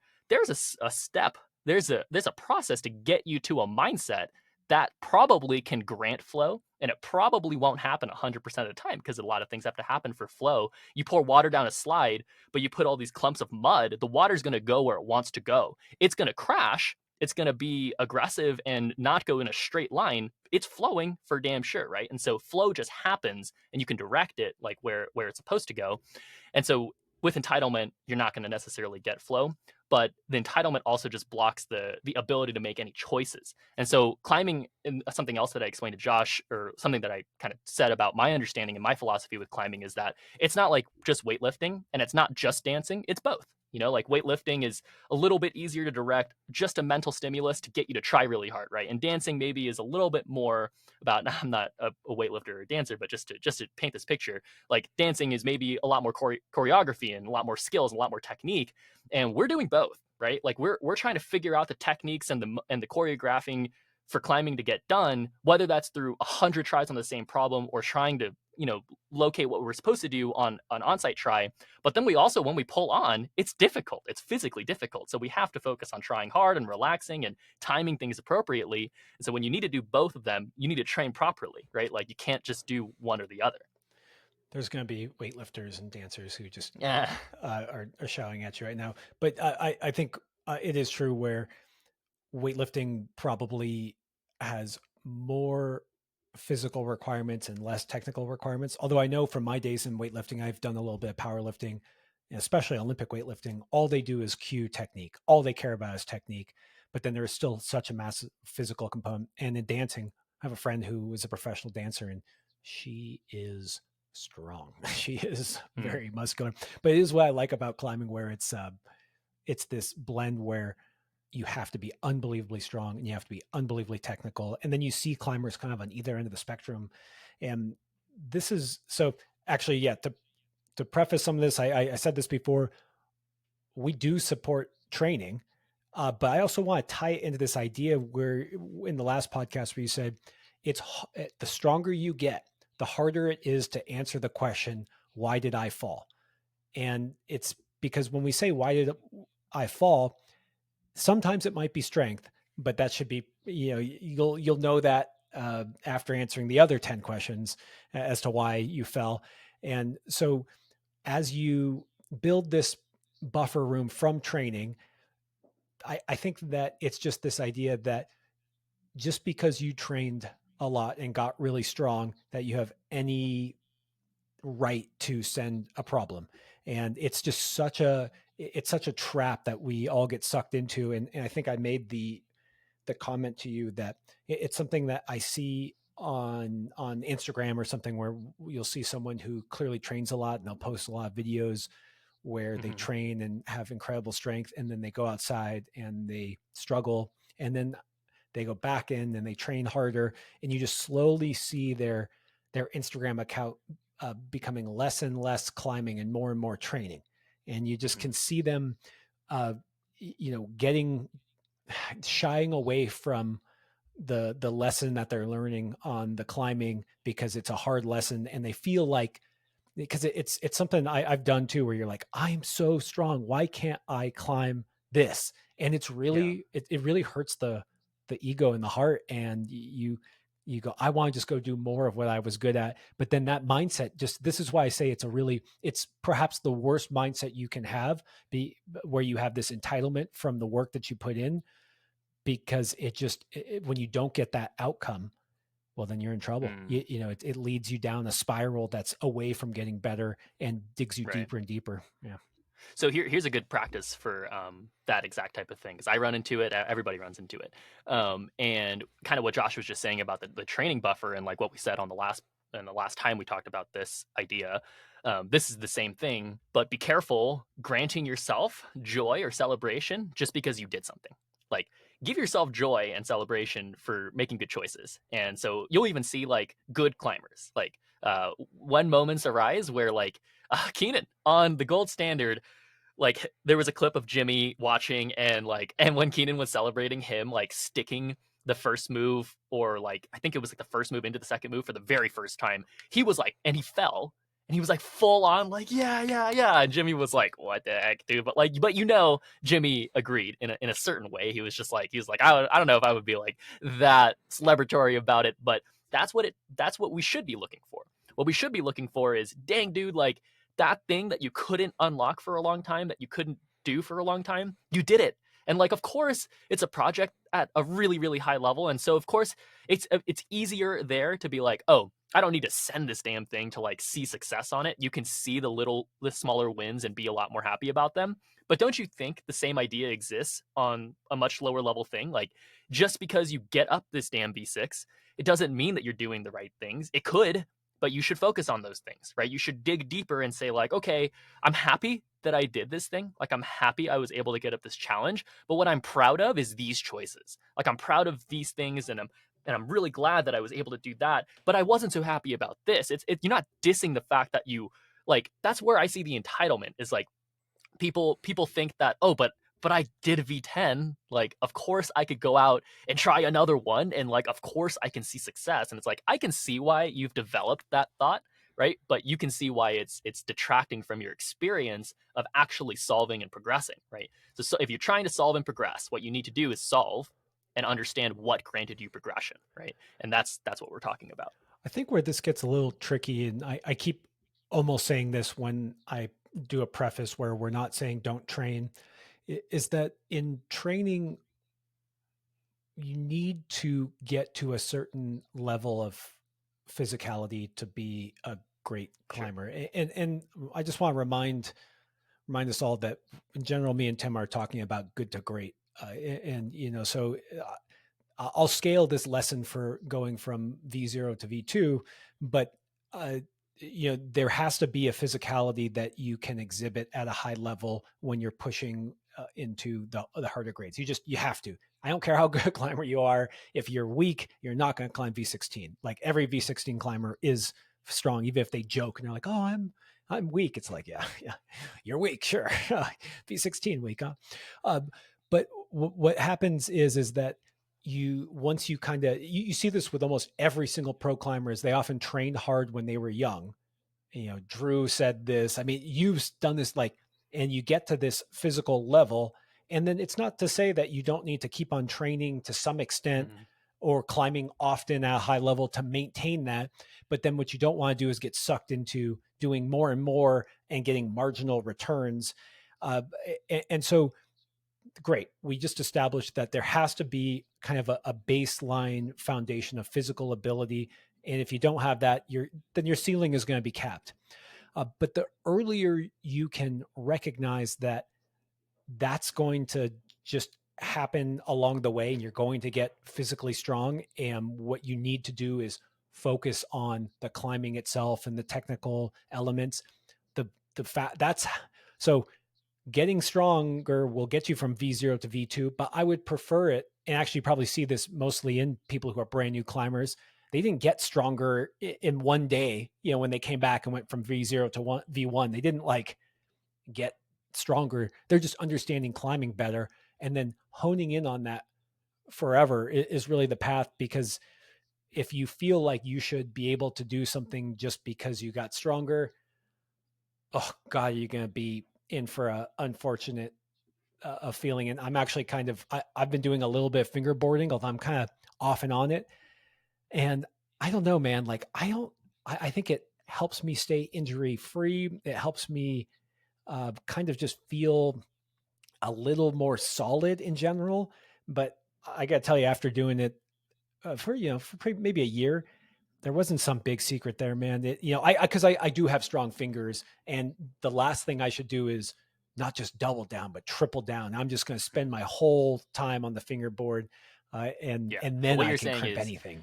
But what you're saying is like it's not like you think you can hangboard, and especially now that you've proven it to yourself, it's not like you can hangboard for a year and suddenly climb 2 grades harder. Like, it really might happen that way. Like it might. I've seen it happen that way in some cases where some people like do a training thing or like a hangboard thing and they grant themselves a couple of grades. And that's cool. Like I'm like, oh, that's surprising. Like that shouldn't always work for people. But again, you can always break it down in any specific case. Like, oh, but for you, you were really behind in that. And that's why it really helped you, right? And that's actually a good place to show you where you probably needed some physical metrics. But I like what Josh was just talking about, where the earlier you can understand that climbing is both short-term and long-term gains, and understanding how and when to implement the long-term ones and not get attached to them and try to get these things, and in fact when you lose them, like for example someone like me who is not trained for like 6 months or has been injured and go into the gym and I'm like I guarantee you I did not say like, oh, but all I need to get is these types of things. I do know I need certain physical things back, but what I really relied on was movement. Like I walked in the gym and I was like, dang, I feel shaky. Like I feel like I'm a little bit lost in like what I'm supposed to do with my feet. Like that's what I blamed mostly. And then I was like, but I feel weak in these types of ways. And I remember telling Josh that when I went to do this tension video, I was like, this is the first board climb day I've done this year, actually in 6 months. But that there's certain impacts of that. But again, I'm not blaming it and I'm not relying on it. What I'm relying on and blaming is the short-term things that I know are really important for climbing success. And so we could always go into that. If you really want to go into more specifics, join the classroom. If you really want to go and be like, all right, Tim, like you said, there's short-term things that are super important to think about in climbing and long-term things that are important. What are those things?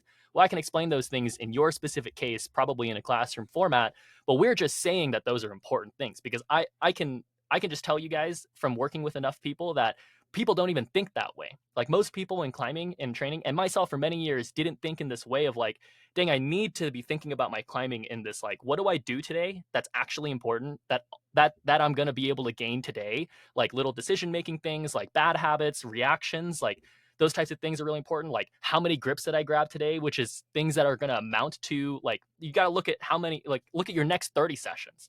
Like what are you supposed to do for those next 30 sessions, long term, that maybe you don't care about day to day, but will amount to something great in the end of the 30 days. Like that's how you got to think about your training in some way. And that's where I think about the physical things, like, oh, when I was young, when I started climbing, what's the obvious thing that people think about when they start climbing? What strength do they think they need to have? It's pulling Pull-ups. strength, right? Pull-ups, of course. So what did I do the very first day I went climbing? I went to the bar like for every single day until I realized that that wasn't really a weakness of mine anymore.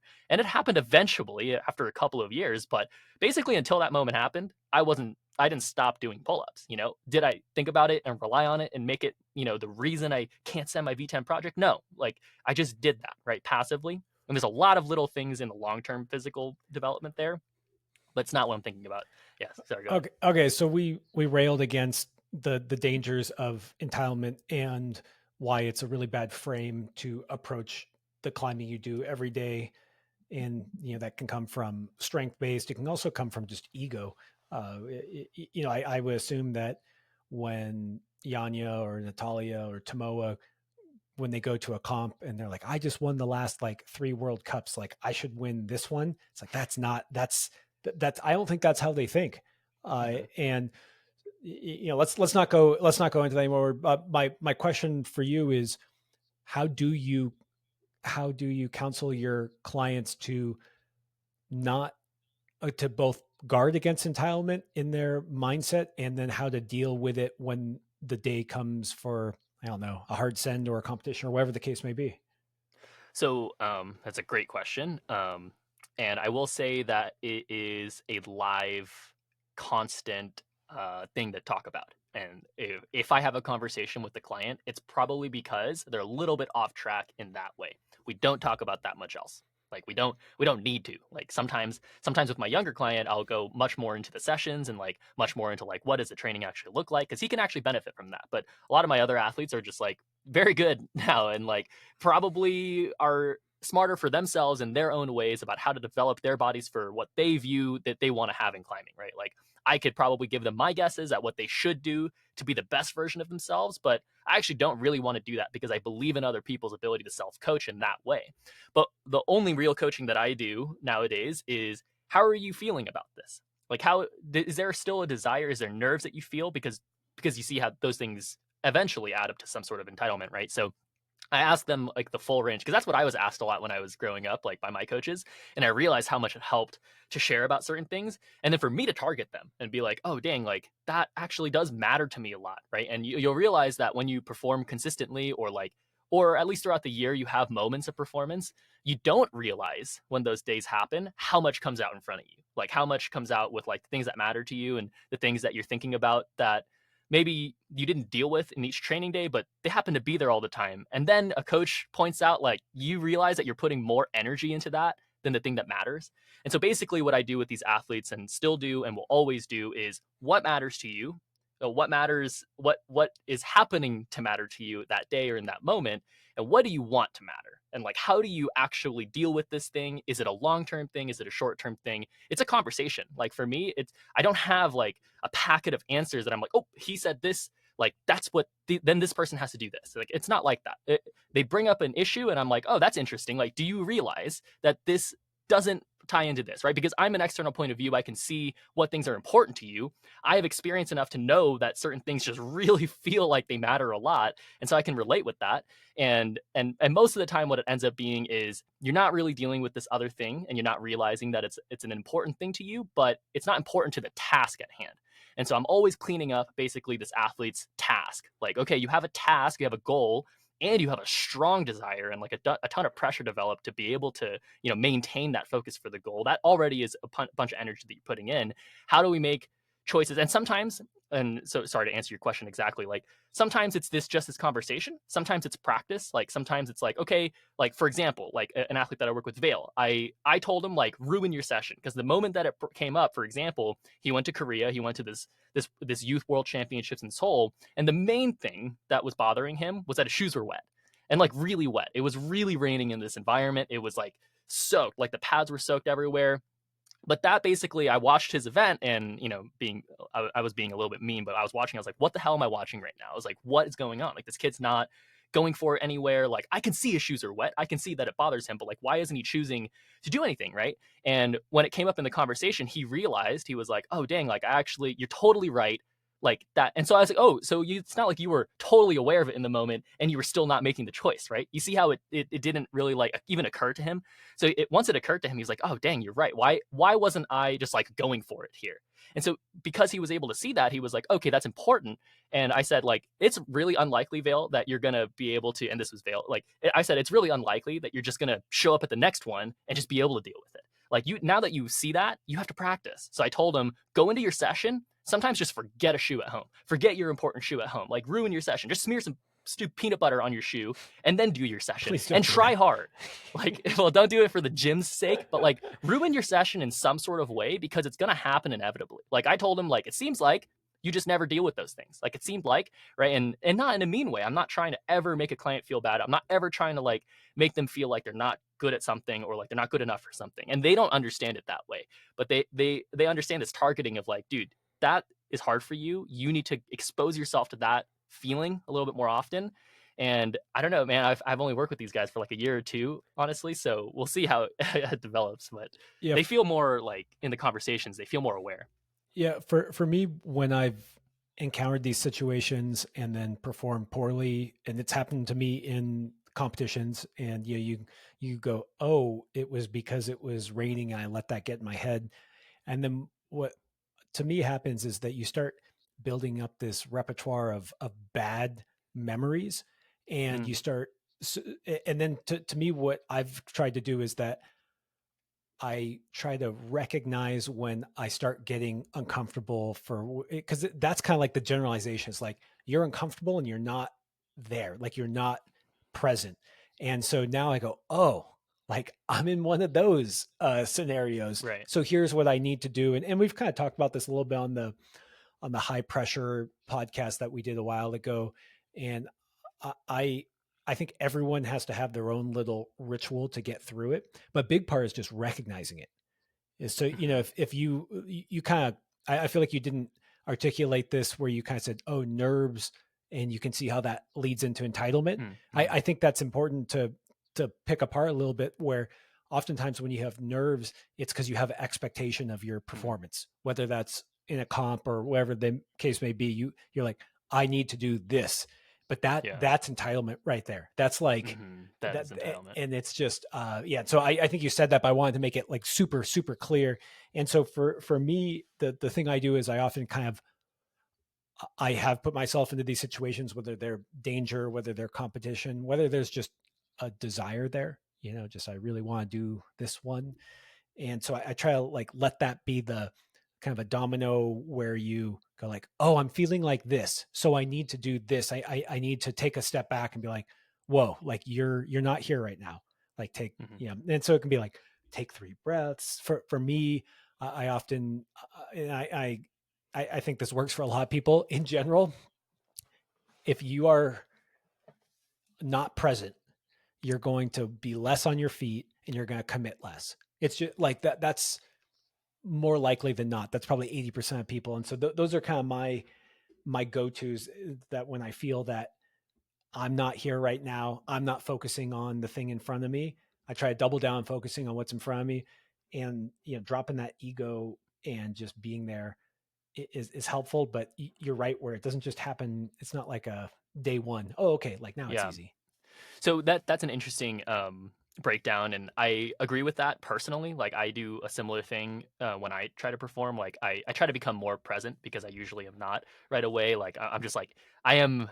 I think I fool myself to being in the moment, because I'm like talking and like I'm excited for things, and I know I'm excited for things. But again, another piece of entitlement for me is that if I'm excited for something, I expect that to mean that I'm present for something, right? And so I needed to break down more things like what you were saying, and I actually do take enormous amounts of breathing drills and like moments, so that I can like, I think what breathing helps me do is like focus on something more specific. Where like for me, I feel like I have so much ADHD to the point where I think about everything, and then when the moment actually comes, like I wasn't ready for that. Like I wasn't, and so I've had really similar moments to this other athlete I was talking about, where like I black out too. Like I'll go out to my first couple climbs, and then by climb 3 or 4 or 5, I'm like, dang, like I should have just been doing this. Like I should have been thinking about this, and it would have gotten me to think about my feet, and it would have gotten me to commit in certain things. But I have another athlete that's taught me something different. And for him, it doesn't work that way. Like for him, I think he's usually more present about things, but doesn't like rise to a certain occasion with as much attitude and with as much emphasis for his desires. He finds that after, like after the event, he will be like, dude, I wish I cared about it the way I do right now at that moment. And I'm like, well, we eventually agreed that that's what he wanted. And so it's like some of these athletes are like, or every athlete that I've worked with and myself, like we're always on guard about things. Like we always like have an experience. Like of course we feel the loss usually the most, and then we probably like quickly wrap it up as like what actually caused that. And then when it comes to talking with a coach, it usually doesn't come out right away. And that's why a coach's job is to like dig deep to like what's the truth? Like what's bothering you? And what bothers this athlete specifically is like I don't really know exactly how to make every moment like that, you know, because like naturally I just like I'm happy. I live in like I live in what's in front of me right then. It's like, so how do I find that all the time? And I'm like, it's really interesting, right? And that's I'm just bringing it up because for not everybody has the same way of accessing that like all right, this is it, like focus on what you're supposed to focus on. And so for him it was a little bit different, and I don't necessarily want to go into that exactly. And I think I've talked about it before with this exact athlete, but my point there is uh it's unlikely, especially if you don't practice it all the time, especially if you haven't targeted it with a coach. It's unlikely that you're training for anything, and then when a moment arises where you need to perform and execute, that you're gonna do it like right away. And so what Josh was saying and what I'm trying to say is that it's probably a little bit different for you. I think for a lot of people it does work this way that you and I were sharing works for us, but it probably works a certain way that you have to recognize the task that's really important, recognize what's already kind of like what you're already thinking about so that you can centralize yourself to a neutral place. And I do say neutral because sometimes too confident and sometimes too insecure, either way can be bad. And so you just want to be able to, going back to that other podcast, answer the questions in front of you, because that's already difficult. Like it's already difficult enough to see what you're supposed to do, but to be able to focus on that consistently throughout an entire performance is unlikely. I'm not saying it's difficult necessarily. It is, but it's unlikely going to happen. I'm going to share my kind of tips for guarding against entitlement, and I'm going to start it off with a story I heard secondhand. And it was about Daniel Woods. So just because we've already talked about a bunch, it seems perfect to bring him up again. And it was actually from Jimmy Webb, and he talked about how Daniel will struggle with a move, wherever the move may be, and Daniel will just hone in on figuring out the move, and then he will, and the this isn't relevant to what we're talking about, but then once he does the move, Jimmy said it's like he can never fall in it again. But the thing that Jimmy said is it could be a move that everyone else is doing and Daniel can't do it, and that he just throws himself at it, doesn't care, doesn't pay attention that everyone else is having an easy time on that move. And dude, if Daniel Woods doesn't feel entitled, like why do you? Because it could be a just a lowly V10 move, and he it's got his number and he can't do it. And uh, I just loved that story of here's someone who just is stronger, one of the strongest that climbing has ever seen. And when he gets shut down by a move, regardless of the grade, he hones in and focuses and does it without walking off or hiding or ignoring it. It's just the love of the move. And so I'm going to link that into what I think is the key word for dealing with entitlement, and that's respect. And I've talked about this a bit, and I developed it because of getting my butt kicked by many a climb. And when we're dealing with climbs, I really mean it. Where I say you should respect every climb, and not take the grade so seriously. Not feel that because you have strong X, Y, or Z, or have done X, Y, or Z, that you are entitled to do the climb, because it doesn't, it puts this barrier, this thin barrier between the climb and the move and yourself. And it doesn't allow you to be present and do the move as it, as maybe you would want to do it. Maybe actually you have that technique and that thought process, but when you don't respect it, it's so tempting to just kind of, you know, treat it poorly. And then when it doesn't go down, often what comes out is your arrogance, and you try harder and you're like, no, I'm going to show this move what's up. I'm going to show it how it needs to be done. And that just digs you deeper into the branch that is, you know, focusing on that buffer room and that strength, versus just saying like, oh, like I need to keep an open mind. And that's probably, respect goes hand in hand with having an open mind, because when you respect something, you don't think that you automatically have the answer to it. And it's something that I've had in climbing scenarios where I'm talking about the climb, but you can also talk about the people. And you may be climbing with your bud and you think, oh, I'm stronger than this person. I'm better than this person. And then they do some move and you can't do it. And you know, and just like acknowledging that you don't have all the answers, and then having an open mind and saying, hey, like, Joey's doing this move and he looks really funny on it. Like, why doesn't he just stay square and like lock that thing off? And then you try to do it and you can't do it, or you do it and it's insanely hard for you. And you think, man, like, how come Joey's just cruising this move? And just having that open mindedness of saying, like, I don't know everything. Here I am. And yeah, that's where I think entitlement is so sinister, is this, it puts a barrier between you and the climb. And then it makes it difficult for you to learn the lesson that you're trying to get, that the world is trying to teach you right then, or is giving you the opportunity to learn. And then it can often send you, not just in that short-term moment, into a bad state, but then it can propel you into an area that now you think that the answer is more more ego, more whatever. And gosh, yeah, so that's why I think we wanted to harp on it so much, is that that framing is a really dangerous long term. It's the opposite of good long term framing. Hmm. Josh, that was really good. Thanks, dog. I want to reiterate some things because I agreed with all of it, but I think Daniel Woods was always like, in videos that I watched, or like even in moments, like I think people knew and talked about his ability to like flip a switch. Like, oh, when Daniel is like flipping the switch, like it's over. But I like what you said, where it wasn't just about him flipping a switch. It was about him flipping a switch when he like already was supposed to be able to do something. Like in all sorts of like logical things that we know in climbing, like yeah, and it definitely occurs. It happens a lot. And in the older competitions that we used to have domestically, the NCS things, where we would show up and like Daniel and Jimmy a lot of the times, and like Keenan, those guys were always like at these NCS things. Sean Rabitou, like everybody was at these things, and it would always be a red point qualifier where like 70 to 100 of us would be in a 3-hour round trying the same 8 boulders. Like usually the score at that time was 5, 10, 15, and 25 on 8 different boulders.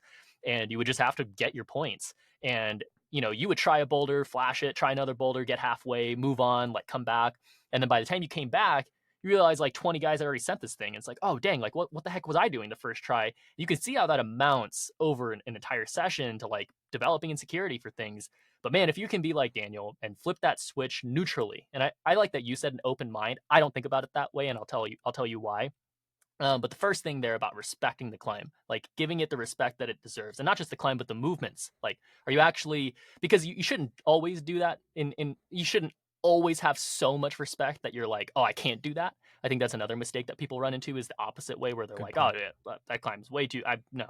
It's too much for me, and it's like, well, okay, you gotta wake up a little bit and say, like, you gotta try it anyway, you know, and like, but if you're trying to bulldoze this climb and be like, oh, crimps, dude, I'm super strong at crimps, I'm just gonna pull on and like do this thing. Well, you're not really like, another thing is that setting is getting better, right? And so like setters know like certain things that climbers generally resort towards, right? And so if for example, like, oh, every time I have 2 feet and I can like do this cross on crimps, it's stable, but you take one away or you turn one a little bit more, you take a lot of control away. And so if a climber can't recognize that, they definitely, if they're going to go up intuitively and not respect that moment, they're not going to look for it, right? And so that's why you see a lot of like competitive error. Like I just watched this Veil NACS, and that's like what I was watching in the semis. I was like, dude, they set this power boulder for I think the second climb, and it was basically like a cool like campus coordination thing. And at the end, it was just like cramp, undercling, cross to the finish hold.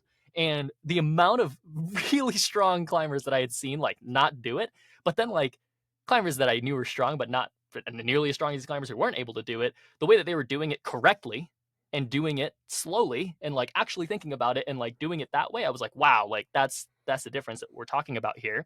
So respect is, very important in both the, from above and from underneath the respect levels.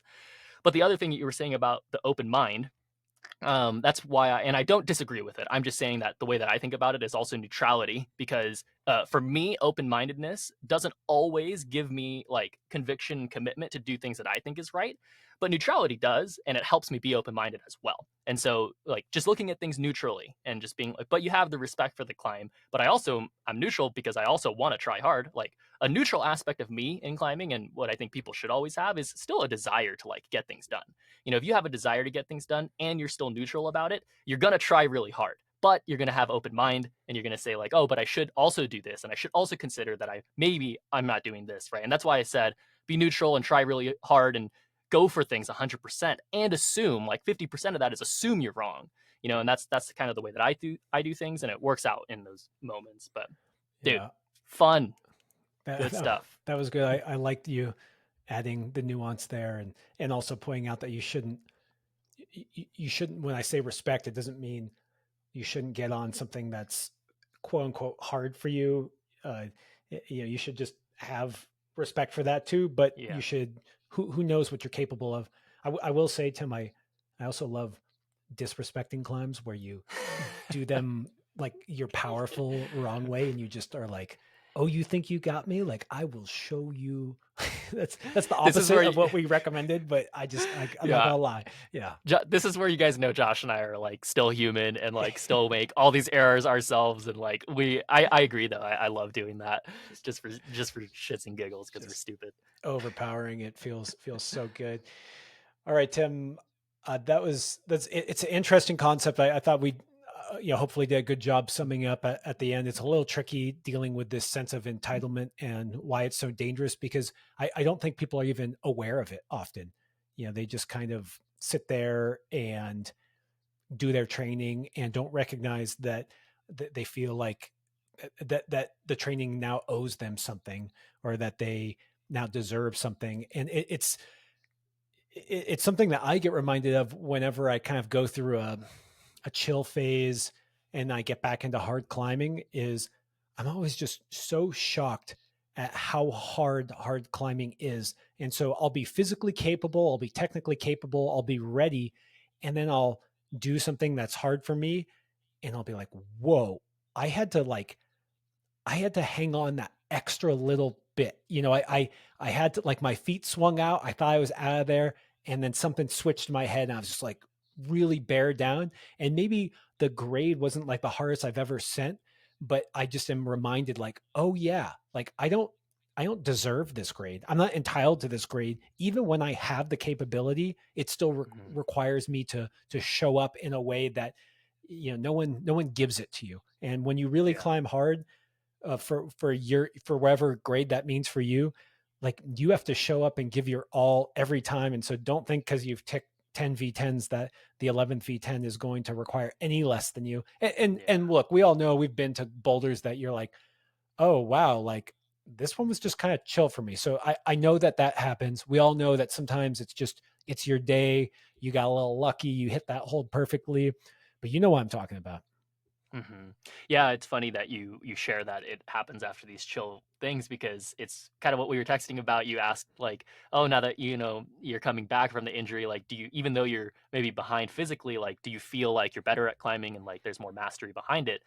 And I gave him a different answer, I think, than I usually would give about that. I said like, in some ways yes, and in some ways definitely no. But one thing that's for damn sure is like, I know now what I want to train physically so that I feel better when I go to the gym. But a big reason why this idea came out, other than the clients, the conversations I've been having with my clients, is like the very, very last session that I had, like the very most recent session that I had was I walk into the gym and I just wanted to like mostly just move because I haven't climbed in 3 weeks, dude. I hadn't pulled on in climbing in like 3 weeks. And I was hangboarding a little bit and like, I took the block to the boat with me, but like I really wasn't moving at all. And I was like, what do you think I'm gonna feel going into a gym for after 3 weeks? And like I'm not Megos or like Magnus or Honnold, but people recognize me. And like I go to the gym and I have this like I have tons of pressure to like at least look good on the wall.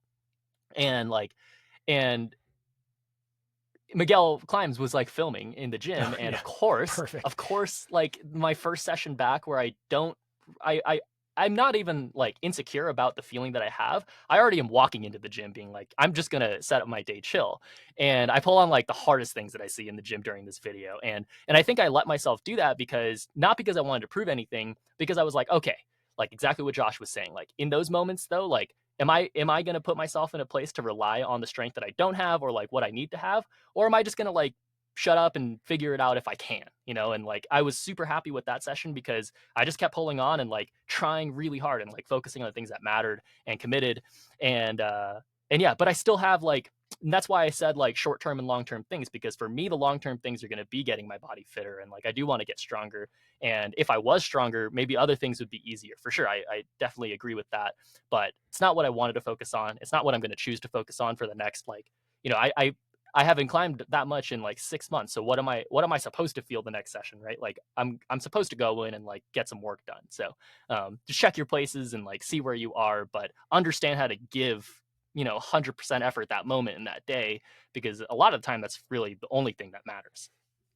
Yeah, and I just like your story about that. I understand that pressure you feel where people know you, they expect a certain thing out of you, and that's rough. And it's why I like sharing that story about Daniel, where you know maybe it was a V10. I don't know. It doesn't even matter. The point is it there are moves that one cannot do despite who they may be, and just being able to show up and bring your best in that moment and continue after it with disregard for the prying eyes, the judgment. And I don't care who you are, whether you're Daniel Woods or just another climber, like, being willing to show up and not let your ego get in the way of trying to climb your best and learn the lesson is really something that you got to do, because everyone who's good wasn't always good. And they didn't Oh get there yeah. by just acting good the whole time. Oh yeah. Okay, Tim, good stuff, man. My antihydral is working, and I'm gonna go. I'm gonna go to the gym tonight. Actually, something that's kind of cool is we talked a little bit about board climbing earlier, because we always talk about board climbing, and one of the things that came out from that video and the podcast that I did with those boys was just how boards really give this sense of community. There's a community aspect. And so this morning I was texting with Max Zolatukin. He's been on the podcast Nice. before, old friend of mine, great guy, great setter. And he is now with Seattle Bouldering Project. And they just opened up a board climbing gym in Seattle, and they kicked Ooh. it off with a board competition. But the reason why I bring it up is that Max was like, "Oh, dude, I set these climbs. Go try them." And so I'm going to my board climbing gym here. I get to go try the climbs that Max set, even though we're multiple states away. I just think that's really cool. So yeah. So on So that note, awesome. I go climb the test pieces that I set. You guys, they're out there. They're on the TB2. Go find them and Sick. win some cool shit. All right, guys. Enjoy your climbing. See you guys on the classrooms. Boom. Take care. Take care.